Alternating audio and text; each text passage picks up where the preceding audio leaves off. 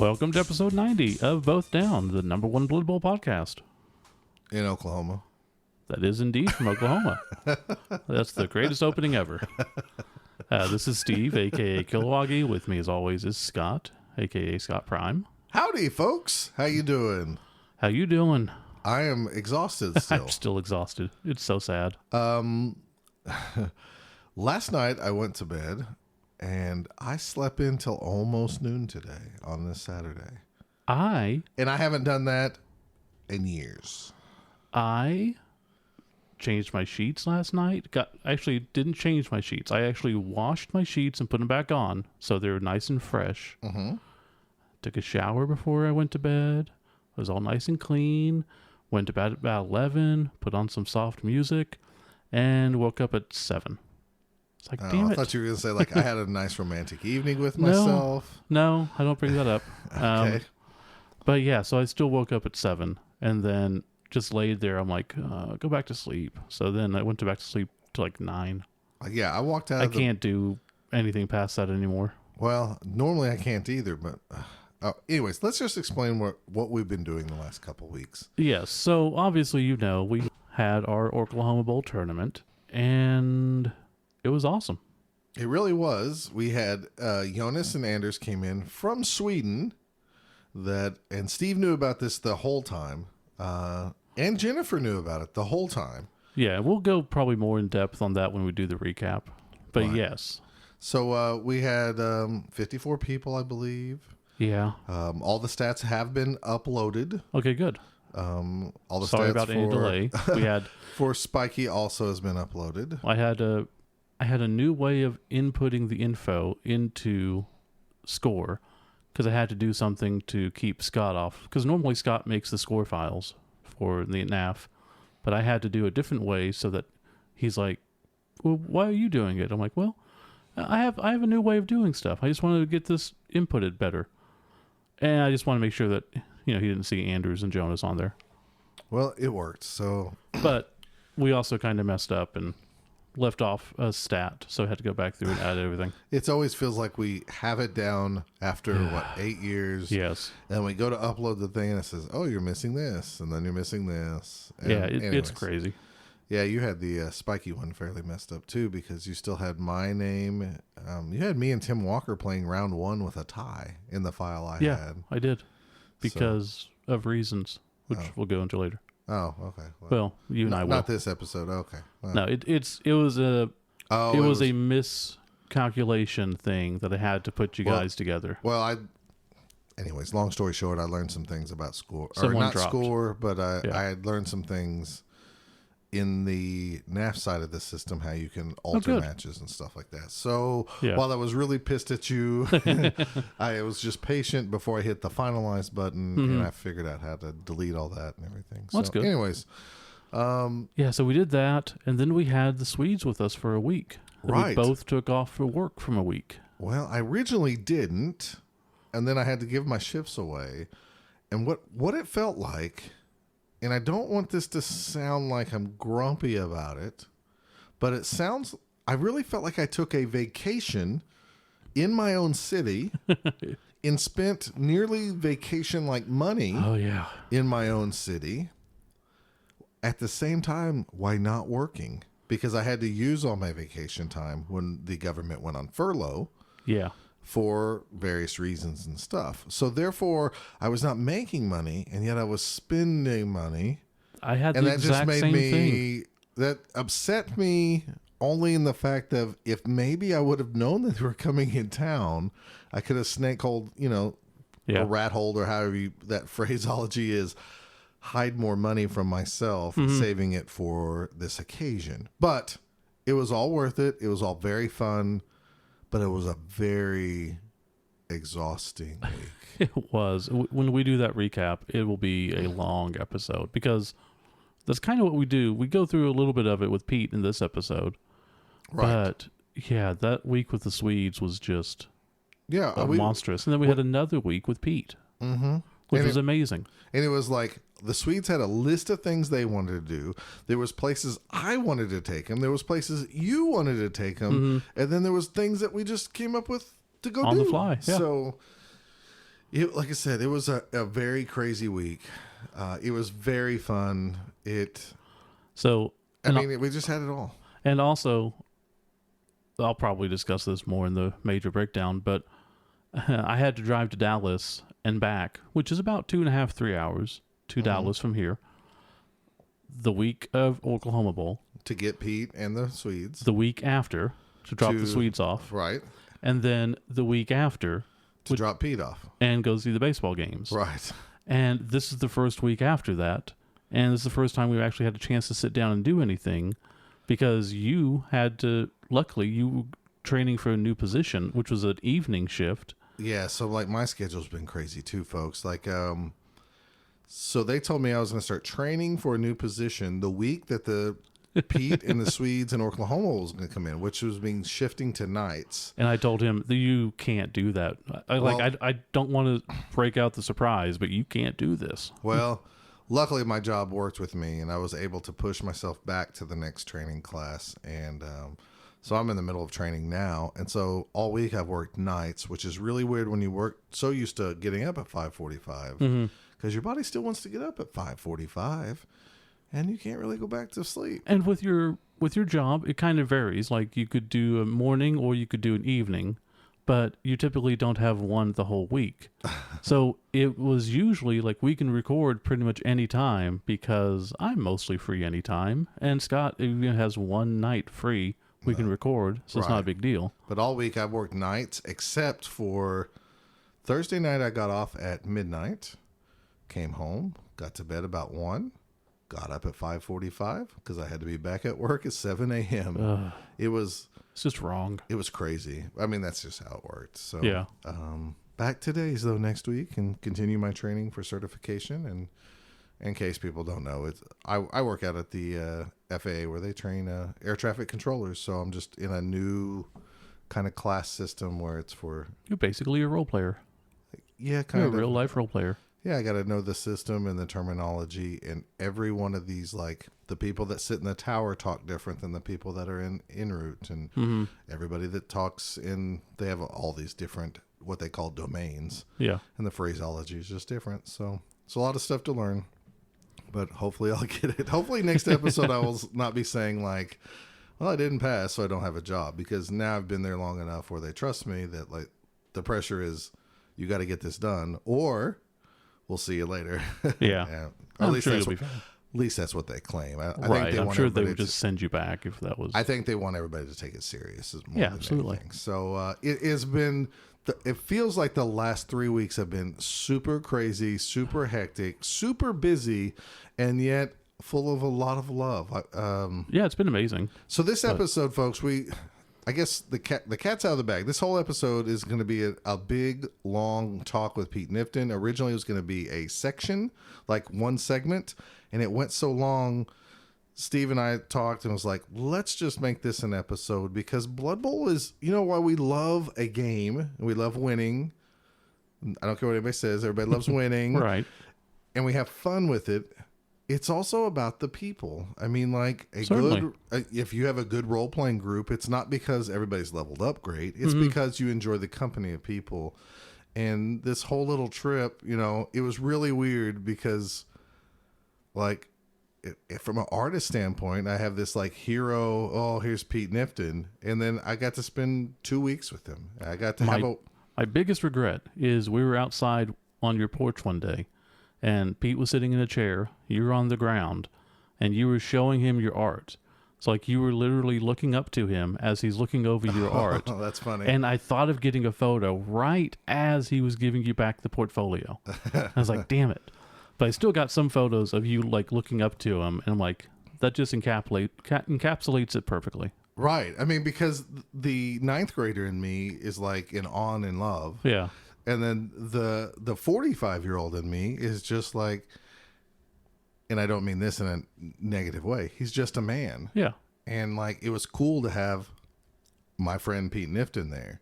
But the 9th grader in me was going, I can't believe the artist Pete Knifton is here. Yeah, it can be both. Yeah. And that's what the whole weekend was. And if you follow us on Facebook I don't tweet too often anymore, but if you follow us on Facebook, whether it's the Both Down page or me or Steve, you we did a lot of stuff. Oh yeah. And I wasn't even bothered posting much. I mean, Pete, you were posting, Pete was posting, Jonas was posting. I was just sitting back like, okay, whatever, guys. There was a lot of people that was giving me a hard time, like, I was brown-nosing Pete or whatever. But no, it was nice to see him have a good time too. Yeah. Because for years we've talked to him behind the scenes, and we kind of know the inside of Pete more, from a different angle. Pete is human. Pete has, issues where he's not happy all the time, or wants to reach out and say things. And we all are. I mean, absolutely. I've gone to him with like, man, life sucks right now, and vice versa. So it's great that we have friends that we may have met one time or not even met personally, and they still reach out to us. They see us as friends because we communicate so much on Facebook or through the podcast. Same thing with Jonas when he was really down with the passing of his father. I couldn't help him. No. But I reached out and said, I'm here if you want to talk. And he just said, if I remember right, it was just something to the effect of like, that's all I need, knowing that you're there, in case I need you. So sometimes Blood Bowl's more about the community than the game, because we all have great friends. And Pete mentions that, it's not about the games, it's about the people. So this episode is pretty much us talking to Pete. We let him go at his own pace instead of abbreviating it down to like 30 minutes. Right. And we decided just to keep all this in there for you. So we really hope that you sit back and just enjoy. And basically, there's a few times that we mention, you might have heard this earlier, or, in the wrap up, which we haven't done yet. We'll be honest. We'll be doing that shortly. Right. Because we were planning on talking about Orclahoma Weekend, like some details, who won, who didn't win, all these things. But this just needs its own episode. Yeah, and we have been extremely tired. So well, there is a little bit of that too. We'll do this, and then we're going to come back, do some shout outs. And to keep you abreast of future, we will be doing a full wrap-up show in probably the next episode. Mm-hmm. Probably... We didn't technically miss a month, in case you're curious. We put out the primer in March 1st, so... Yeah, technically, we're still okay. But you know what? So, we'll probably... We're still more accurate than a lot of podcasts. Oh, for sure. Blood Bowl podcast. Yeah.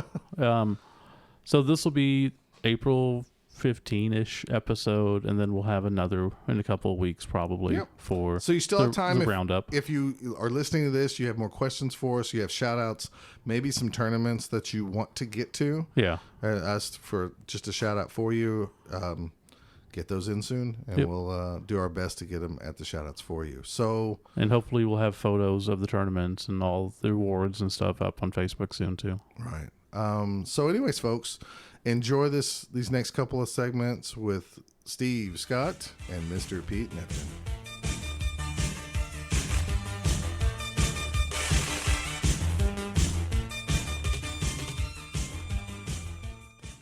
Both Down is brought to you by Wizards Asylum, your premier source for comics and games in Norman, Oklahoma.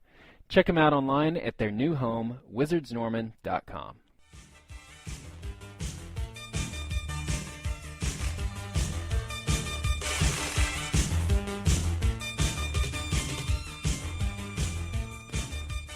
All right, we're here with the man, the myth, the legend, the creator of the visual Blood Bowl universe, Mr. Pete Knifton. Say hello, Pete. Hello, guys. How you doing? We're doing great. Good. As if you haven't been, here a week and a half already. Yes, it's been an excellent time. Good. Are you sick of us yet? Yeah. Yeah, you're sick of us? No, of course not. How could I get sick of you guys? Yeah, absolutely not. According to everyone else, pretty easily. Well, they don't know you like I know you, so. Well, there you go. There's that. Moving swiftly along. Where should we start? From the very beginning? Yeah, I guess just go. Pete flew over here. He had a terrible time getting here. Pete had an adventure. It was a nightmare. Yeah. Line after line after line just to get into a line at the Atlanta airport. That's true, yeah. I had to queue for an hour to join a queue. That is crazy. Big props to you because, as Steve knows, I do not like even traveling alone, driving somewhere. If it's more than 2 hours, I'm just too scared I'll fall asleep or get lost, or I'm really weird about that. Yeah. So, big props to you for making it over. Well, I'm not a fantastic traveller myself, and it was really horrifying to see every worst fear that you could possibly have unfolding before your very eyes. Oh no, it was everything that could go wrong aside from a plane crashing. Yeah, pretty much went wrong. it did. I was so scared we were going to get a text that you said, "I've had enough. I'm going home." And I That was did just occur to me. I was wondering as well because Pete just wasn't able to get Wi-Fi at the airports. No. So even trying to go and pick him up was an adventure, which I'll probably just go over my adventure when we do the breakdown of Orclahoma. Sure. But it all worked out well. Yeah.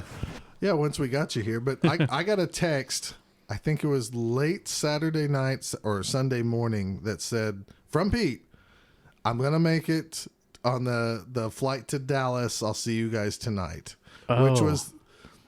Which is what we should have got on Friday. Friday or, morning. I'm sorry, Friday about probably 1 o'clock or so. Yeah, it's basically saying, I'm going to catch the 3 o'clock plane. Yeah, that's what it Hopefully was. it'll work out. You're right. And I got it at 4 a.m. And I Yes, saw that. it And I was was very so early. tired. I'm like, I don't know if he's actually getting on a plane and going back home. Well, I didn't know either. I, at this point, I don't care. Because I saw it, and then I was like, I thought he was in the other room over in my house. Yeah. And then I was like, well, he's a grown man. And he was staying with you at the time, so Yeah. I didn't know at all. Like, did he just catch a ride with someone to the airport and like, fuck it, I'm gone? It's like, I can't blame him either. So No, I've never been so glad to sit down on any mode of transportation as I was to sit down on that plane to Dallas. It was, Oh, yeah. you know, I didn't even care if I was in the luggage. You know, it's just get me out of Atlanta. So, just for the quick breakdown for everyone, Pete was supposed to arrive on the Thursday before Orclahoma and get into Dallas about 11 o'clock at night. And he did not get into Dallas until 3 in the afternoon on Friday. And he had to stay overnight at the airport pretty much. You said you left about midnight and got a hotel for 4 hours. Yeah, I got a motel for about 4 hours, yeah. And then you had to get back to the airport I was and back sit at the around all airport day. at 5 o'clock in the morning. jeez. I didn't get a flight till, I think it was supposed to be 2, but that was delayed until about 3. That's Yeah. crazy. And so I had everything scheduled, as you know by now, the Swedes came over and I had them scheduled for Thursday before. I had Pete scheduled for Thursday before. Yeah. So all I had to do was go down Friday, pick everybody up, and come back up and have a whole day to plan a surprise for Scott. And it just turned into, actually it worked out for the best because the Swedes and I got to visit my brother, get some lunch, go to Madness. Well, it worked out great for you guys, not for Pete. Not so much for Pete. Well, mean, at the end. we were hiding a dark secret, though. The Swedes. Great guys, huh? Fantastic. And you've never Anders and met Jonas are just two of the nicest guys I've ever met. And that's the first time you've met them, right? Yeah, it is, I was yeah. just curious because in my brain, you travel to all sorts of Blood Bowl tournaments, and I know that's probably not true. No, it's but not. in my brain, that's what you do in your spare time. And, you might have seen them because I know they travel across Europe and go to a They few also events. went to the last World Cup, and Pete actually went to the last World Cup. Right. I So didn't see them. I mean, they You probably saw them, but you just didn't know who they were. they do look very distinctive. Yes. that's true. I don't think they had the curly mustaches at the time. Or the bowler hat. Yeah. Yeah, they've metamorphosized into these great people, but wonderful guys. So we finally got Pete in, Yeah. picked him up, went is rush hour traffic in Dallas, so went to BJ's, got him some proper beer, got him some food in him, came up, surprised you. Well, the thing about that which really tickled me was that the very first food I ate in Texas was Brussels sprouts. It's just- Yeah. that was Jonas's choice. He recommended them. They were And like- they were very, very good. They But actually were. They were like Were they fried or something? seared with Yeah. some type of sauce. Those are really good cooked like that. Yeah. I didn't think I would like Because they were like Brussels sprout. basically charred. He was Yeah. basically just eating char at that point, Well, which I'm good with. they're Brussels sprouts, Steve. That's what that flavor is. Yeah. Ignore the Steve- Brussels sprouts, but The anti-vegetable man. it happens. All right, then what time did y'all get here? Got it back to here about 9, probably about 10, 9:30 to 10. And That's hung right. out a little bit and then basically said, okay, everybody, get out of here. We got Orclahoma Bowl to come up. Yeah, I was so mad at you because you texted me and said, "Hey, I need your help carrying Pete's stuff in." And I was Yeah. like, "You're a grown man. How can you not just help him carry 2 bags?" And then the big reveal was it was to lure me outside just to sneak the Swedes in, which everybody in the world was in on except for me. Pretty much. And that was a really douchebag move of all of you, You're welcome. including Jennifer. So, but it was a nice surprise, and I was so mad that y'all surprised me, I probably couldn't even enjoy the moment fully. Right. No, because we had Orclahoma Bowl to mess with the next day, too. Well, I was so stressed that day because I'm worried about Pete, and then you kept telling me, "Don't worry about it," and I didn't know you were sneaking down there. Yeah, Scott wanted to go, and I made sure that he didn't, because I couldn't have more room. I had to rent a car as it was just to make sure I had room for all the luggage. Well, I was furious at Steve. I was like, "Why the hell would you go to Dallas until you know he's in Texas?" And because you get frustrated and leave, and which I wouldn't blame you if I was in lines all day or anything else. But it all worked out fine. So I think we let you sleep for 6 hours before waking up to go to Orclahoma Bowl. Or, No, he came late. you came a little bit late. Jennifer Yeah, I brought did, you yeah. didn't you? Yeah, we let him sleep in since, he needed to sleep in. Yeah. Mind you, due to the excessive levels of stress, I never experienced any form of jet lag. It was just Well, that's true. Just full on True, yeah. anxiety. Well, you had all the jet lag at the airport that one day. yeah. Just Well, But no, I felt fine. and Jennifer took you to the Waffle House, if I recall, right? No, we went to chicken fillet. Oh, Chick-fil-A, that was yeah. the first day, Yeah. and you didn't care for that. It was okay. I think that was my first experience of grits there, which I really enjoyed. No, let's see. No, Chick-fil-A was your first day. Jennifer took you to Waffle House the second day. That's where you Yeah. got a good meal. Because I remember you had I think you described it to me as, "This is like baby food. I did not enjoy my chicken and biscuit." No. And then the second day, you had your grits over at Waffle House, if I Well- remember correctly. I don't know what to say about biscuits and gravy. They're absolutely revolting. yeah, Pete's not a fan. Not to be recommended to anyone. You got to be born in America, I think, or maybe just born in Oklahoma. I Yeah, like I don't- biscuits and gravy. I don't get the gravy part. Well, It's just you don't get anything. okay. So Yeah. we had 54 people for Oklahoma. Jennifer brought you down. What was your thoughts? Because here you are in another country, and quite honestly, I mean, we've been friends on Facebook, but being friends on Facebook and meeting people in real life is 2 different things. Were you Yeah. scared, nervous? Because I sure hell would have been. Yeah. To be honest, I wasn't nervous at all. Certain things make me extremely nervous, but kind of meeting people doesn't. And the one thing I knew for certain is that at Orclahoma Bowl, I would be amongst friends. And there's nothing better than a crowd of Blood Bowl fans when they get together. That's true. It's very true. Because I might be sat there drawing, working away, doing sketches for people, but constantly in the background there are people having fun, people laughing, ridiculous arguments, the odd shriek of terror. It's a good background to work to. Good. And I thoroughly enjoyed the whole thing. When the Orc War Boss turned up, that was an absolutely fantastic That was pretty awesome. piece of cosplay, that was. Yeah. And it was so heavy. I tried to pick up the axe, and that took some hefting. Yeah, he So- let me put on the hand with the hammer and the other That's one. right, yeah. It's just like, okay, this has some heft to it. You could actually hurt somebody. And it must have been evenly distributed over his body for him to carry the stuff, because it was a seriously heavy piece of kit. Oh yeah. But he looked fantastic. One of my favourite parts of the day, that was. Yeah, that was really cool. Big shout out to Ted for randomly driving through the area to Randomly pick up his driving costume. through the area. Yeah. Yeah, that was just sheer luck, to have him there and help us he stood in the background and presented awards. He had to be hot as hell in that thing too. Yeah, but he seemed to have fun. Yeah, that was really cool. So you did a bunch of sketches. Yeah. We sold some Art prints. art prints. We still have some left, so if anyone wants some, just contact us and we can make sure to get them sent out to you. We have signed Pete Knifton art prints, and you can contact Steve and he can ship them out. Mm-hmm. And the money will go to Pete. So just know that you're still supporting him and his artwork and his craft. So it'll come in a tube, so it's like a tube. You're not gonna fold them up and just press them in. That'd be much easier, trust me. No, I got some tubes. Just back to Orclahoma Bowl. It was a really friendly event, and the place it was held in, the Wizards Asylum, is an absolutely cracking shop. I didn't get much chance to have a look around until the second day. Yeah.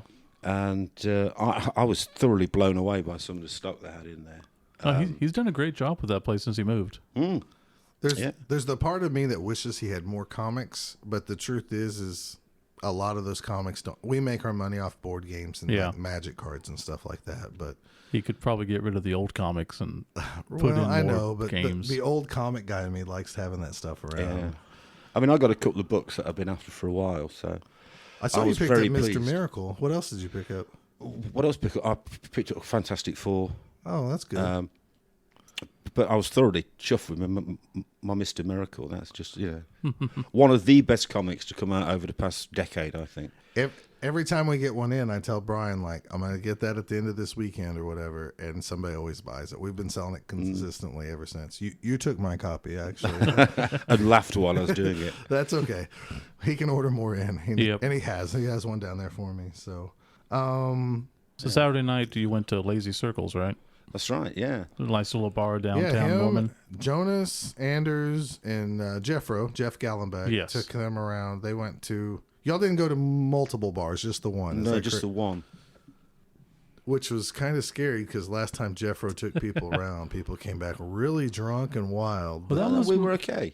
That was much more the Spoon influence, I think. I'm going to use this opportunity right now to talk to the Americans. I spent 10 days with 3... Is it okay to call you a European? Of course it is, yeah. Okay. 3 Europeans who every day drank, almost every meal drank alcohol. Yeah. You know what? They never got drunk. Here in America, and especially in Oklahoma, when somebody says, I want to drink, they get messed up. Yeah. And I guess it's a culture thing, or we're stupid or something. But it's definitely a culture thing where we have make it seem interesting and so off limit and, I don't know. It was odd and really cool to know, like, there's people in the world who can drink without getting drunk every night.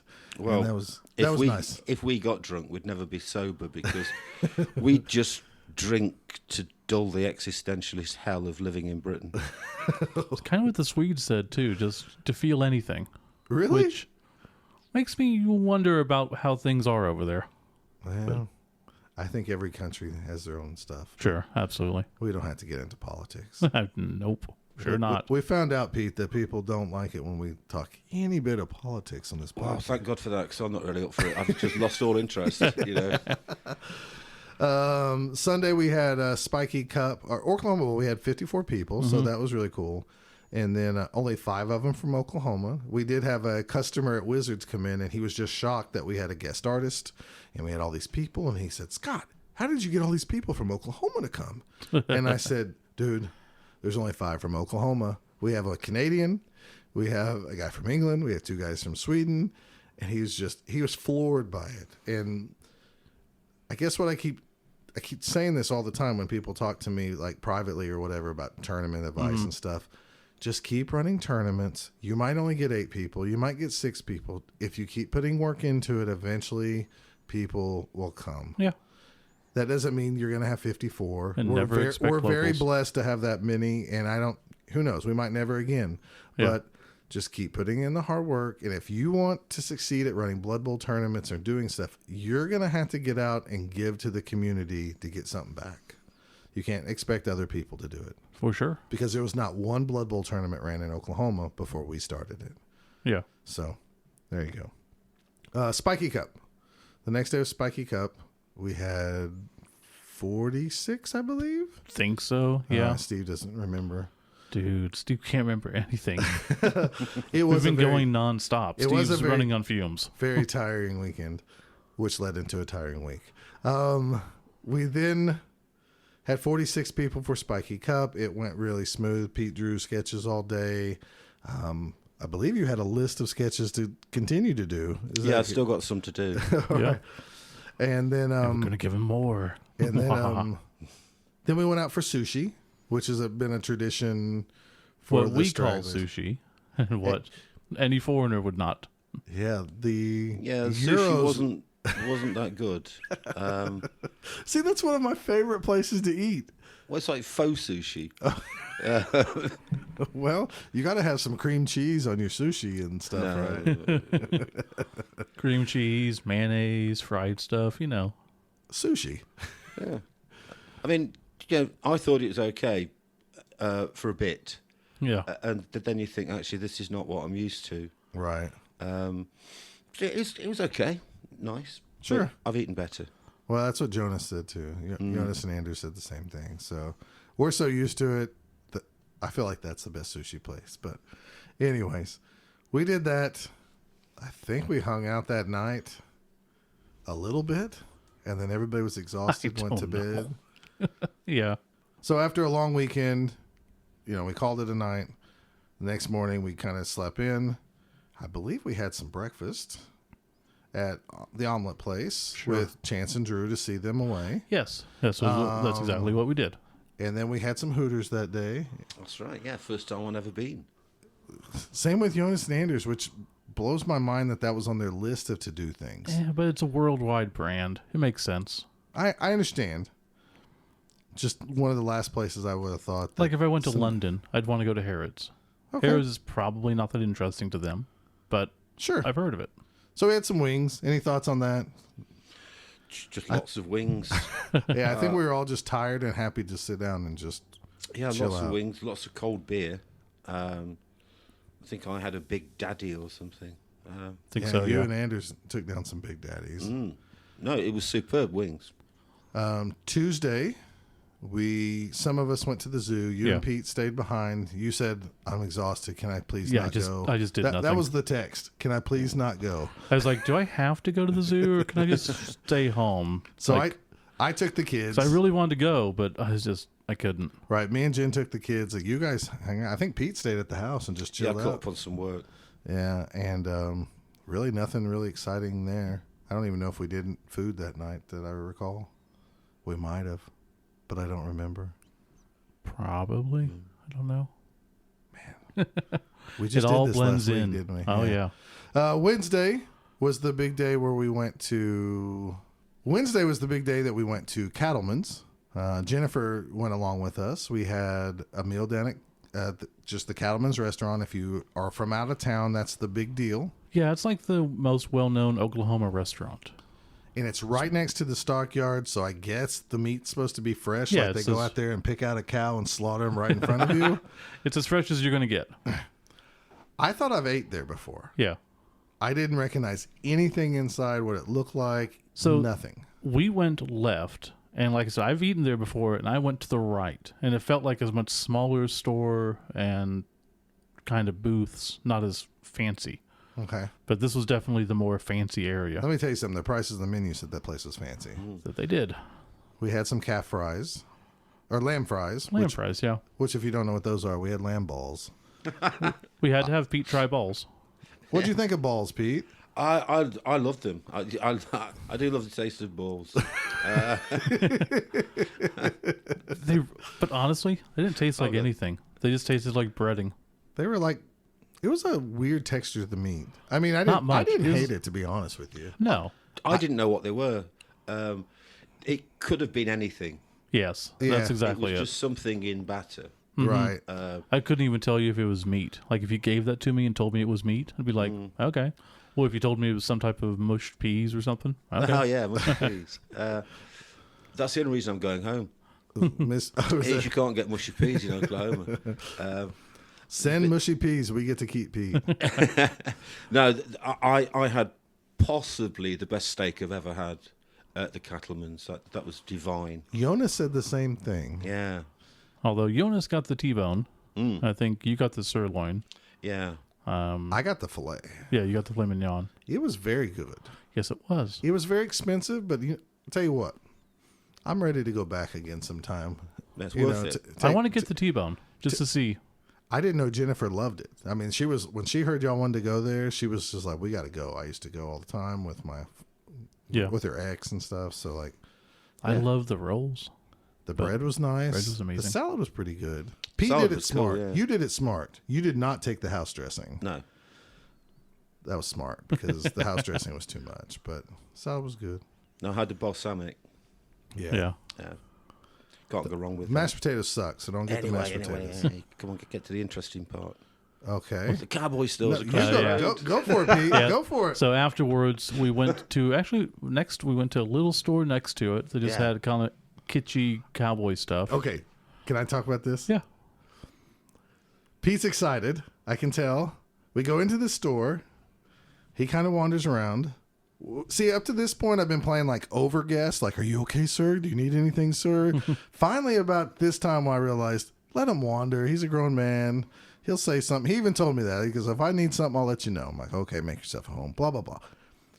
Finds him an Oklahoma hat and some gloves. Yeah, You have to talk about these gloves because I've never seen a grown man so happy about what looks like work gloves to me. And him and Jonas both got pretty much the same exact type. Yeah. Never would have guessed it. Go for it. Independently. Yes. We didn't communicate about the gloves. Not at all. But what they are is they're what I would describe as drover's gloves, which are work gloves. And as a kid growing up, one of my favourite TV shows was The High Chaparral. And Uncle Buck in the show always used to wear his drover's gloves, even in the bath. Which, as a kid, that was one of the coolest things I'd ever seen. That makes more sense. He never took them off, and I developed this kind of weird cowboy glove fetish thereafter. And I just couldn't believe the fact that I found a pair, Yeah. and an Oklahoma hat too. The Oklahoma hat works perfect for you. Well, I just look like one of the locals, really. You really do.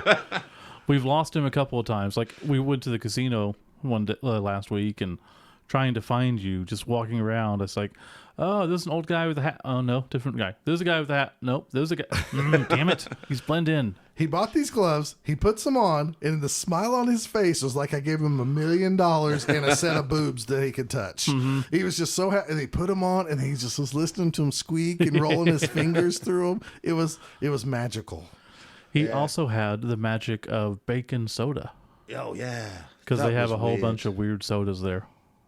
It actually tasted of bacon. It did, and it even had the aftertaste of like a smoky flavor. Yeah, it was even slightly greasy as well. It was just That's one of just those not- peculiar things. That's not good. Only topped by Jonas buying some celery soda a couple of days later. Yeah, exactly. Yeah. Which did taste of... It's amazing. They do taste of what they say on the bottle,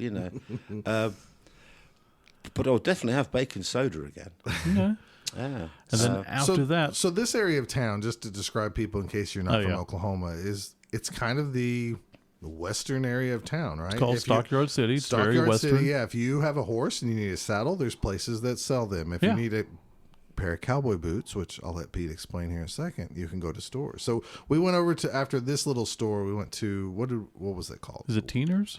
Or Western Outfitters Langston's? or Langston's. We went Okay. to Langston's next. Yeah, I think I always call it Teeners, but no. So Pete, we go into Langston's. You see a lot of cowboy stuff. Oh, yeah.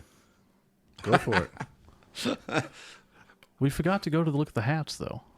We never made it back. What, to the cowboy hats? Yeah, Well, that's fine. but So we're in Langston's, and it has Western stuff everywhere. Now, Pete, you told me, some of your friends even tease you because you love this Western Americana stuff so Oh, much. God, yeah, definitely. So he was in his element. I was. And being around Oklahoma my whole life, it's just like, well, this is normal. Yeah. This is what you find at these places. So overall, you guys made me really appreciate our state Well, even more. what astonished me was the fact that not only are there aisles of blue jeans, we've got aisles of boots. Oh yeah. And the boots range from the very mundane to the very spectacular, very decorated stuff. Saw a boot. And if that's not good enough, you go around a corner and there's like an aisle full of spurs. Yeah. And I just love the idea of jingle jangling walking down the sidewalk. It's fantastic. And if you go around the corner, you've got your belts and you've got your lariats. If you want to rope a steer, just get yourself. I mean, the amount of washing lines I went through as a kid, trying to rope my mate on his bike. Yeah, and these were proper cowboy stuff. It was we went brilliant. to another store, not the Western Wear store, but an actual saddler, gift store. Mm-hmm. But they sold true lassos and lariats and prods and whips and everything, practice steers that you can throw the line on. The genuine reaction Pete gave when he turned around, I think you realized that we were in there and there was boots. But I think at some moment you turned around and did you say, "Oh my God, look at the fucking boots"? Or did you say something like that? There was some comment with a cuss word in it. And it was just pure shock of like, holy hell, there's a lot of boots here. It was so fun. Well, the thing is, I have your bandana and everything with me. Yeah. Look at this cowboy. Never got to wear that, but never mind. There's always tomorrow. There's still time. Yeah, there's still a few I days. loved all that sort of stuff. Fantastic.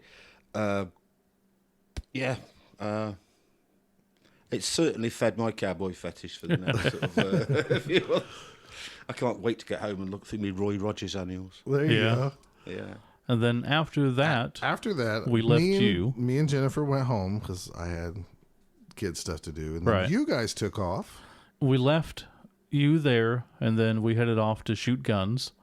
So we went to Wilshire Guns, which is kind of a hipstery place. And you met Scott Hess. Met up with Scott Hess. Okay. He brought some guns for us to shoot. However, the place that we went to didn't have any of his ammo. So we had to rent guns. So is that a big price difference since I didn't go? Yeah. Well, I mean, Did it go from like $20 to $100, or does it? No, it came up to like $25 each. Wasn't too bad. We rented a 1911. Was it Colt 1911? Yeah, Colt 1911. And then a Sig Rattler. Yeah. Which is a machine pistol. So it's kind of like a rifle. That's cool. So we got a ton of ammo and got a couple of lanes, and we were all by ourselves at the 35-yard range instead of the shorter, longer ones. So who's the best marksman out of you two? That'd be me. It must have been Scott, I think. Scott Hess. Scott Hess was good, yeah. Was he? Anders wasn't bad because Anders is ex-military. Right. Well, I would say Anders was the most comfortable around all the guns. Really? Yeah, he's like, oh, you just do this. Pete tried to kill us all, waving a gun around. Yeah, I heard about this. The gun had nothing in it. The gun had no cartridge or had no magazine. It was unbolted or whatever, so there was no chance he was going to shoot anyone. But still, he was just like turned around and like waving the gun. Oh man, this is awesome! Like, no, just put it down. Just put it down. Just put it back. Put it down. Yeah. I mean, the first time I fired a gun, I don't know, never. I haven't shot a gun in years, but this time round, it just went bang. Oh, that was going to be my question. Was this the very first time? No, it wasn't. No, okay. No, dude shot a Desert Eagle before. Yeah, right? Many years ago, I went shooting with pretty big a guy called John Ward, and we went out to this range near Northampton, I think it was, and that was back in the 90s when it was still legal to do all this sort of stuff in the UK. Yeah. And we just shot an Uzi because you have to. Oh my gosh! If you can, you do. Yeah. That's awesome. Yeah. A Desert Eagle and a classic 45 long slide. Yeah. Good time. Desert Eagle went off like a bomb though, absolutely terrifyingly loud. And yeah, I mean, one of the things about us going to the Wilshire range was that by the end of it, we were firing guns John Woo style, sideways on and all that, because we got a bit cocky after firing so many rounds. It's way more accurate sideways, right? I don't know, but we should have had 2 jumping through a plate glass window. There you go. In slow motion. It was a fantastic day out, though, but it's not something I'd like to do regular, and I'd certainly never ever want to own a gun. No. It's a lot of fun though. I don't hate people who own guns, but I just never grew up around them, so I don't have a desire to own them. My parents never had them, so. Anyways, my dad did, just not my thing. And then after that, we went up to Quail Springs Mall area, which has some of the nicer shops, and went to a tactical store for $5.11 that Jonas and Andrews wanted. Nothing there they wanted to buy, so just kind of left because it wasn't any cheaper than in Sweden. We ended up going to Red Robin because we were waiting for you and stuff. So instead of eating there, we just wanted a milkshake or something to bide some time.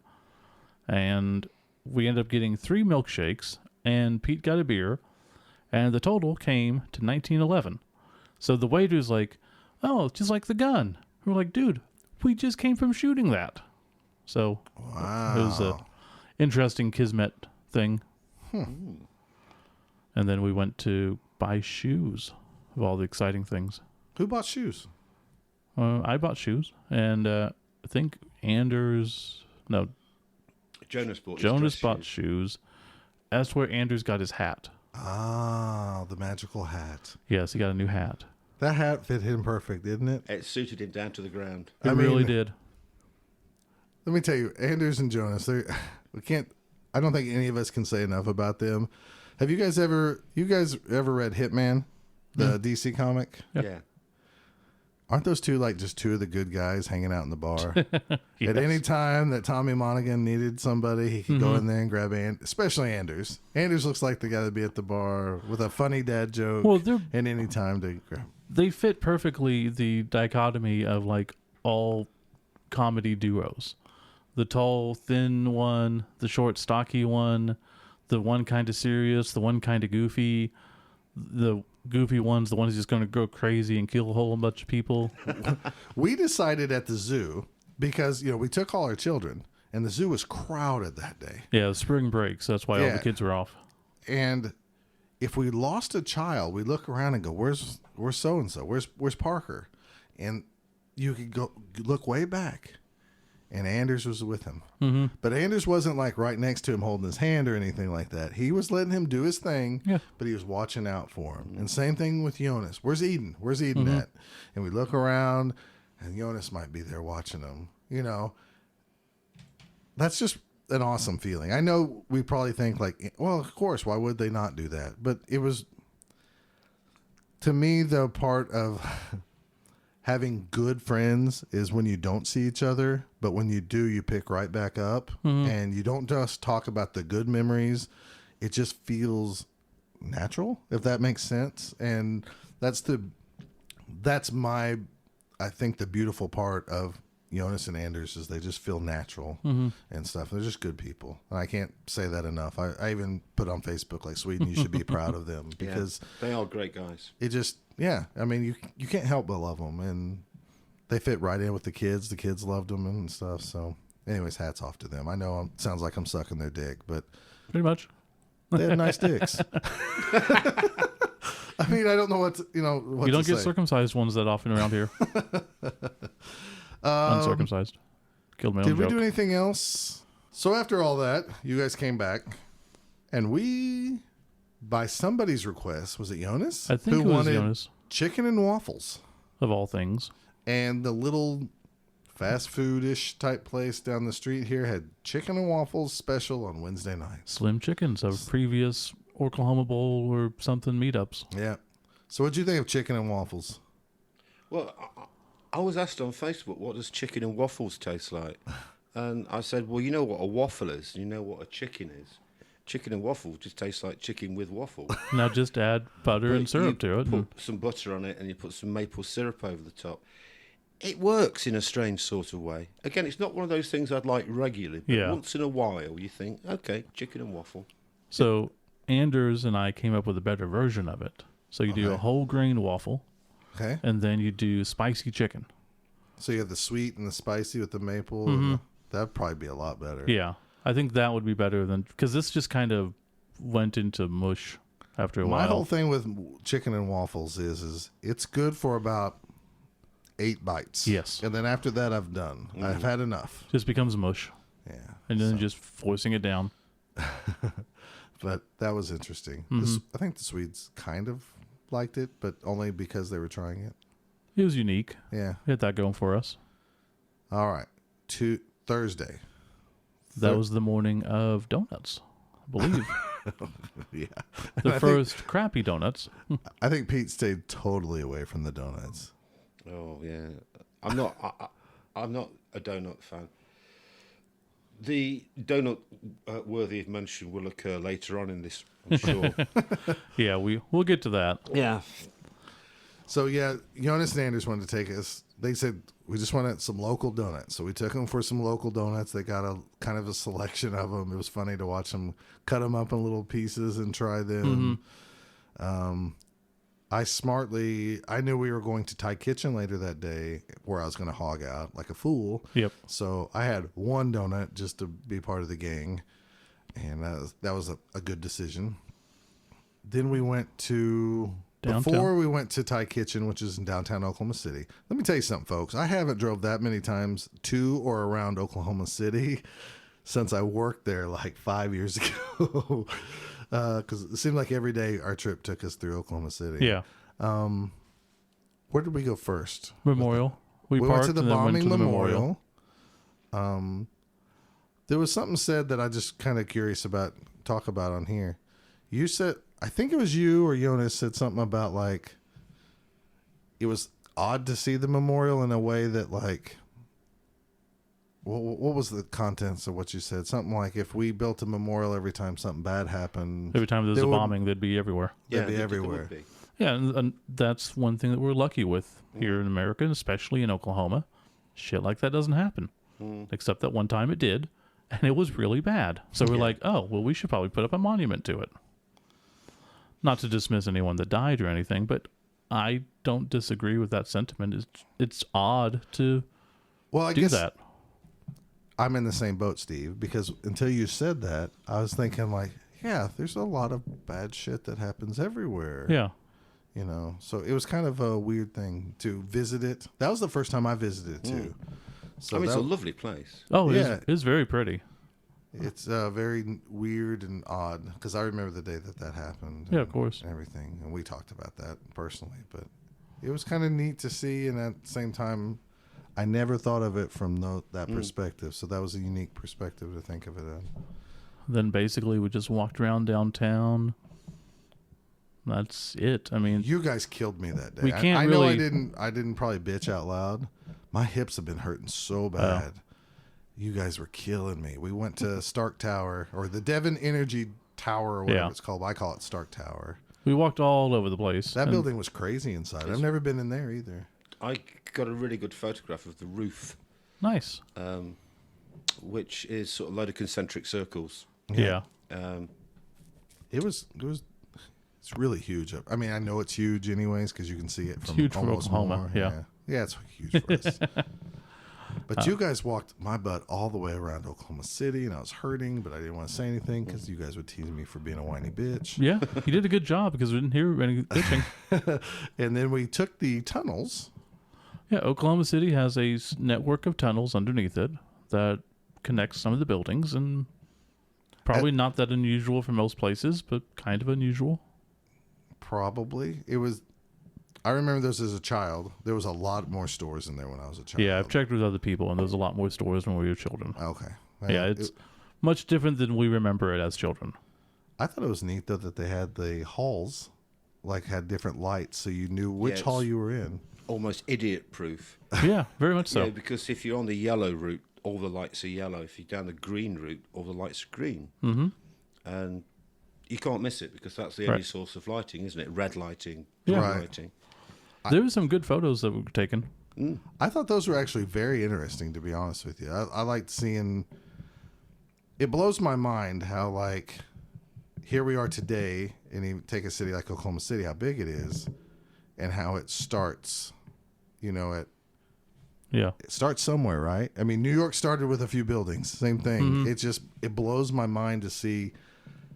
What am I trying to say? How the urban development happens so quick. There's that photograph, isn't there, in the underground? It's like 3 shacks. Oh yeah, they had a lot of old pictures of Oklahoma City, and there was nothing there. Just 3 shacks, and then I think it says 15 years later, and there's a whole metropolis there now. The scale of building must have been absolutely astonishing. Yeah, and I'm assuming that has happened everywhere in the world. Oh, of course, yeah. It blows my brain. Yeah. I know that's the dumbest thing to say is like how it blows my brain, but seeing those pictures really, yeah. I mean, everybody made this stuff. I mean, I don't know. We'll talk more when we talk about the Cowboy Hall of Fame. Yeah, I was thinking the same. We had Thai kitchen. What'd you think of that Thai food? That Thai food was excellent. Okay, good. Yeah, it really was. I liked it. So my first introduction to Thai food was that place. So every time I've gone somewhere else, nothing compares to it. And it's just like, I want better Thai food, but like I can't find it. Yeah. No, it was very good. I mean, like everything was really flavorful and stuff. So even the Brussels sprouts are flavorful. Were they? Yeah.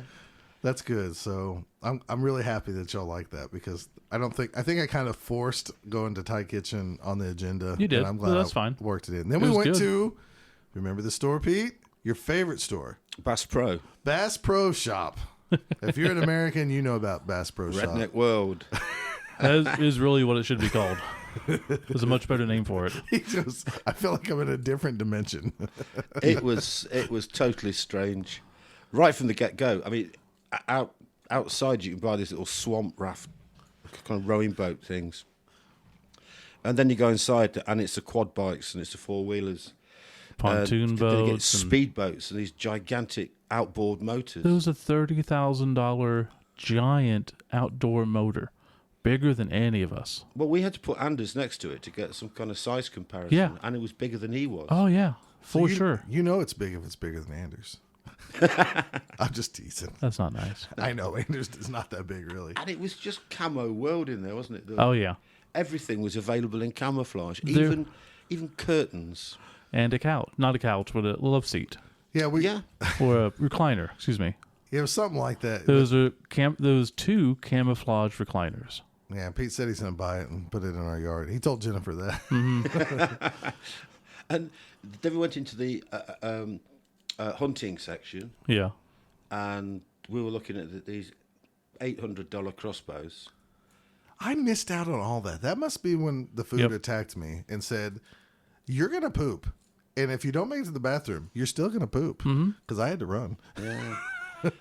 Then we cast a cursory eye over the shooting section, which contained everything from little derringers up to sort of semi-automatic rifles. Yep.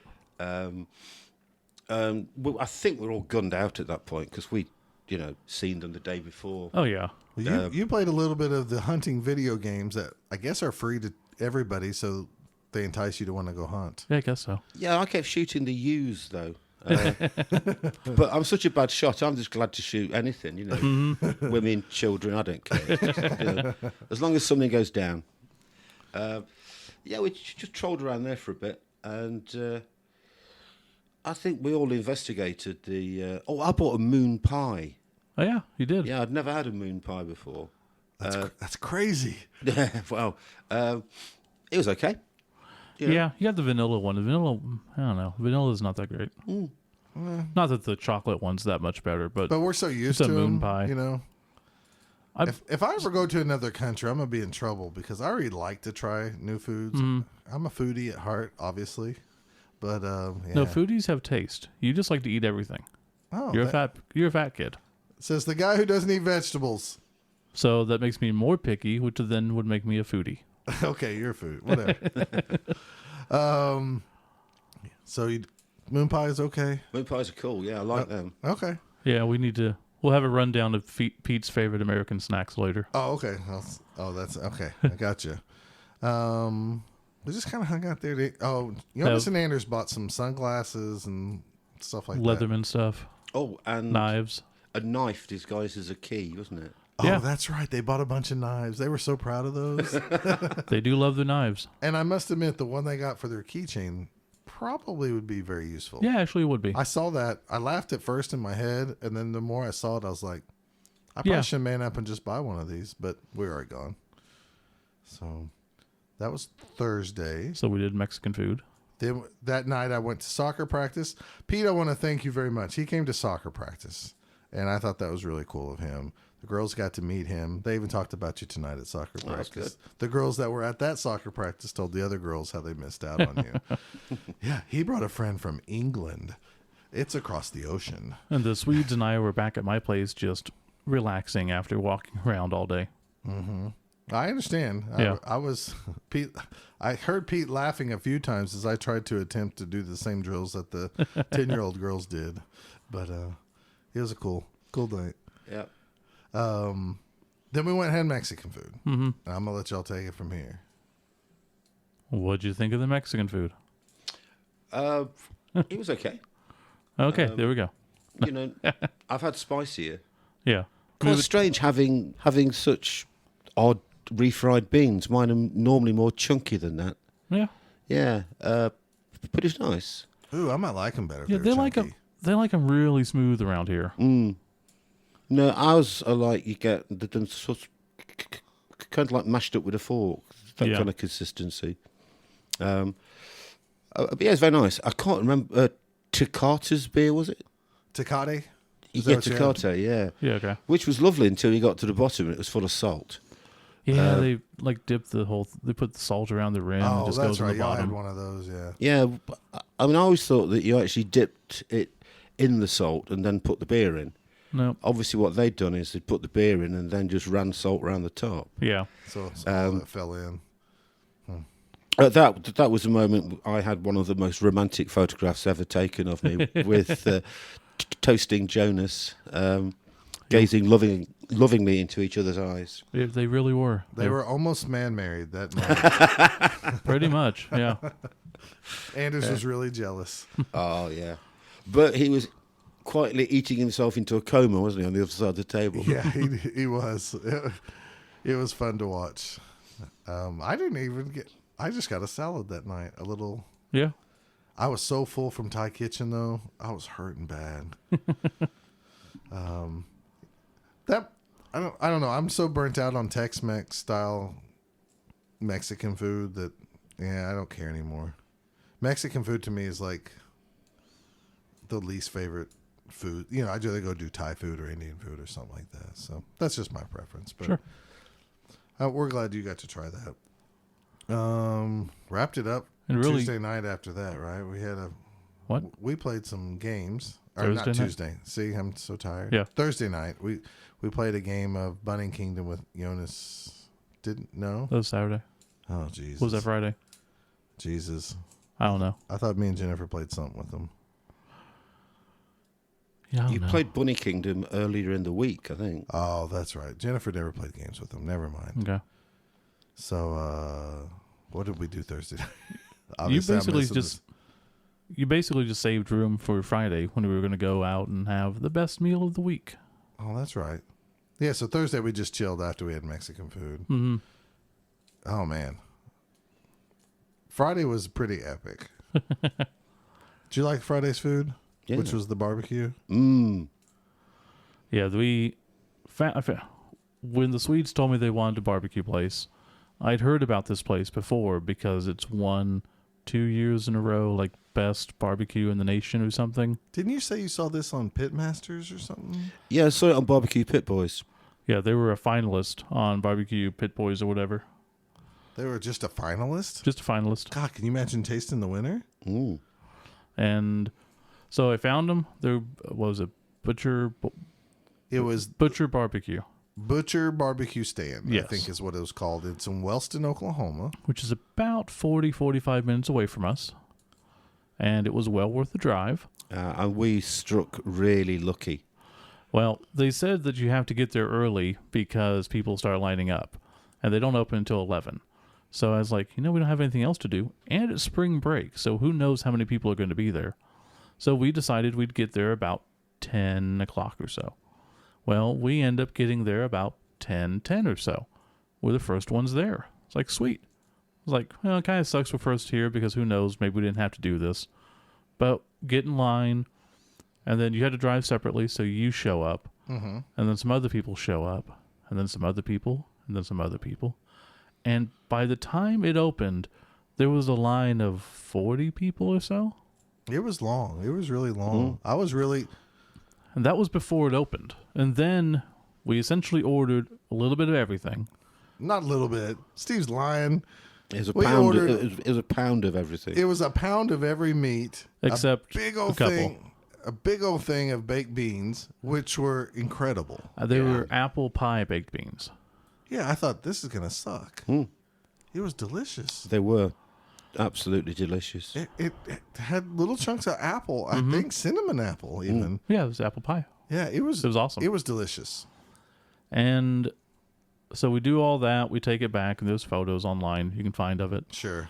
And we go sit. And like I said, we were the first ones to order.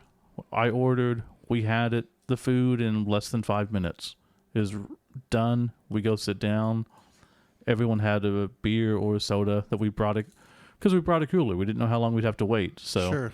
So the place was unique. It's almost like a trailer Basically that doesn't trailer. move, with a big metal awning and a bunch of picnic tables. It was kind of, I mean, the time of year, it was almost too cool because it was just a little, it had a little chill in the air, but it was nice. it was perfect weather for it. Okay, well, all right, I'm a wuss. Was it too cold? Yeah, I was just a little bit chilly, but I was the only one, I think.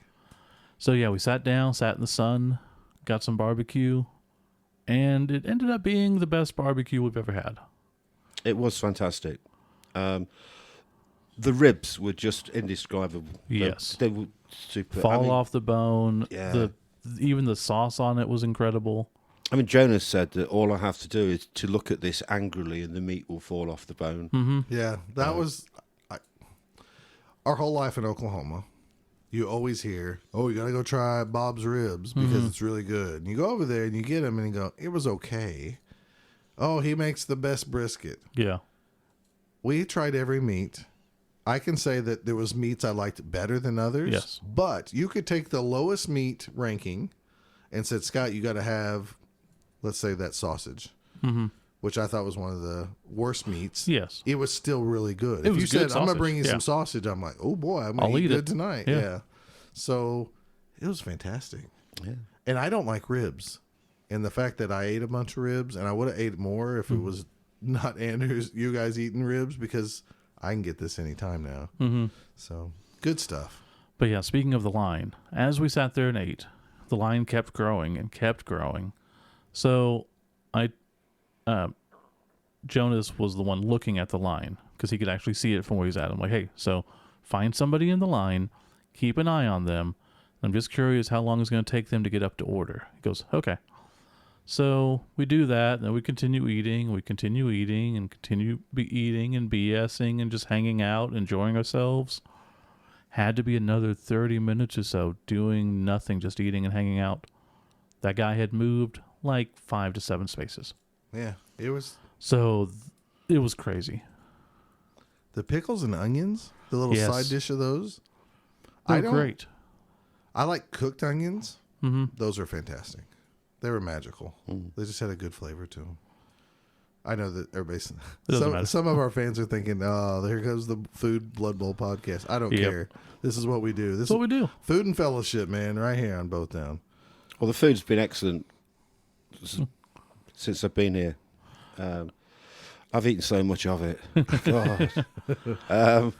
The very first meal I had, which was a hamburger at BJ's in Dallas, I was absolutely stunned by the amount of fries. Oh, yeah. Feed a family of 4. And that wasn't even a large portion of fries. Now, the food's been excellent, with the exception of probably the sushi. I got you. You're not going to hurt my feelings. Not that good. I've eaten an awful lot of burgers, and I think the best burger I've eaten was at Muya. Oh, yeah. That was good. That was fantastic. And the worst burger I've eaten was at McDonald's. Oh well. Why'd you eat at McDonald's? Yeah, we didn't take you there. Did you walk over there? I was feeling very indecisive and just thought, oh, what should I do? What should I do? So I went for like a default setting and just went to McDonald's. Did you walk over there? Yeah. Oh, okay. I'm not going to fly, am I? You know. In the future, go to Brahms. Much better. Well, I thought they just sold ice cream. No, they have burgers and fries. They sell everything. Too, so, That's fine. let's see. So that was So then after the barbecue, Pete got to take a trip down Route 66. Oh, yeah, that was fantastic. I never ever thought that I'd be riding on Route 66, you know. Yeah. Heading towards where? The Red Barn. The Red Barn, which is an absolutely astonishing piece of engineering work. From the outside, it doesn't look much at all, but if you go inside, it's an engineering miracle, isn't it? I'm really glad we stopped because from the outside you don't think much of it. If I wouldn't have had, I was in a wedding that was hosted inside there, I would have done the same thing. Steve and them drove past it. Yeah, I took the Swedes. Like I said, we had separate cars. So I took the Swedes and we saw it. I'm like, do you guys want to go there? Like, what is it? It's a Red Barn? No. It's not something you'd spend hours at, but Right.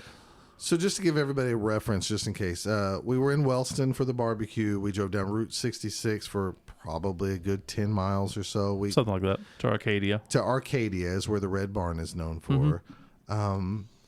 We went in. Ultimately, we were going to Soda Pops. Or just Pops, I guess. I think it's called Pops. But we stopped at the Red Barn. Yeah. They had the gift shop open, which I never really even knew they kind of did that. Might be new. Well, it might have always been there, and I just never paid attention. Anyways, we went inside, and I think you described it as something, the TARDIS or something, like it's so big inside compared to what it looks like outside. And I think the same thing, because when I go in there, that's when I appreciate everything. And it almost gets you dizzy or overwhelmed with how the architecture is just, it's like a weave. It's just, It is, yeah.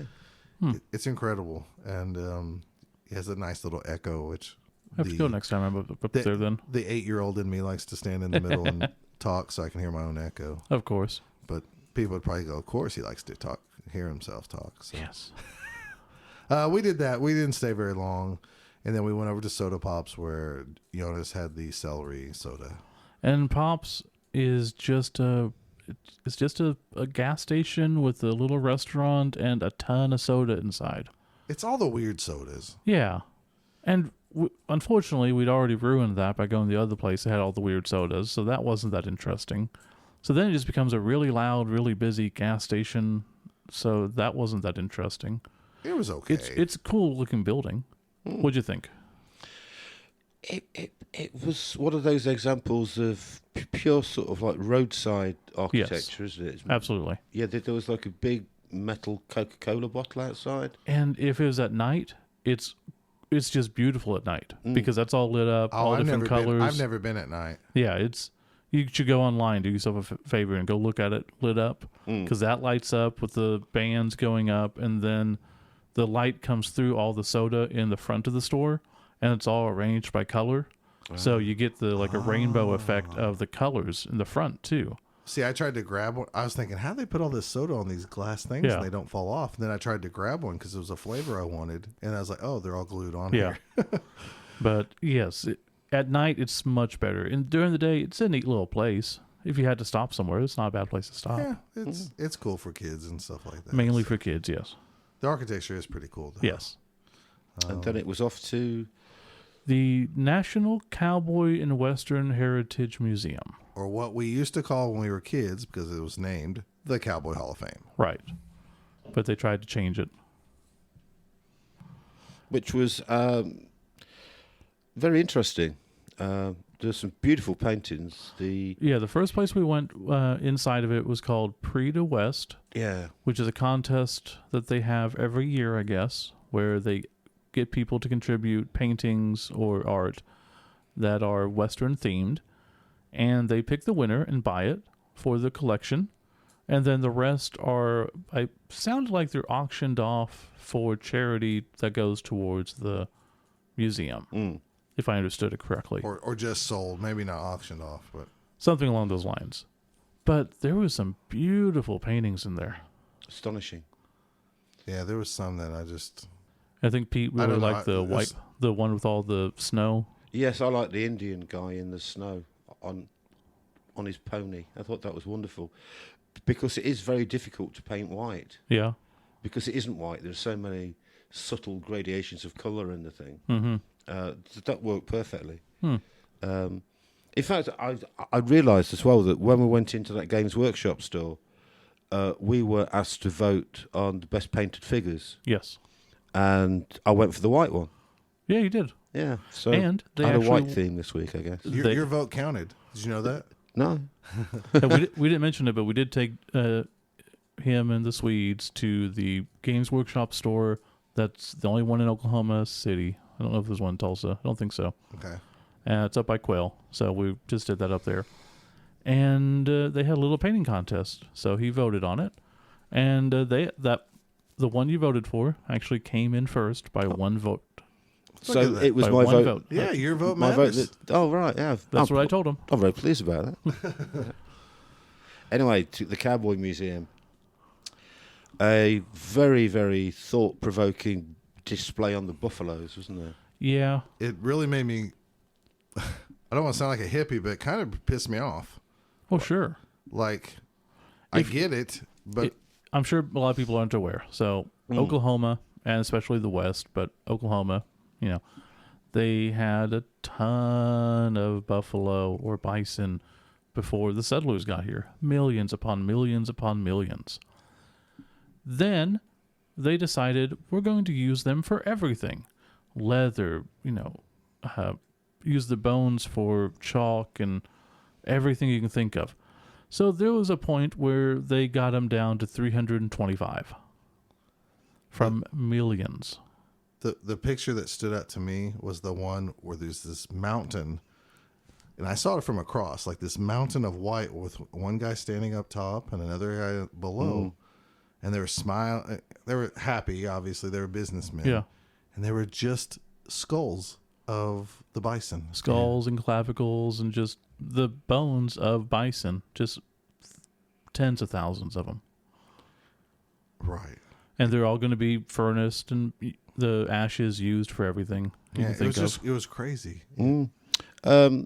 That rather takes the wind out of your sails when you're walking around a museum and you come across so environmentally catastrophic as that. Yeah. And thankfully, we went into.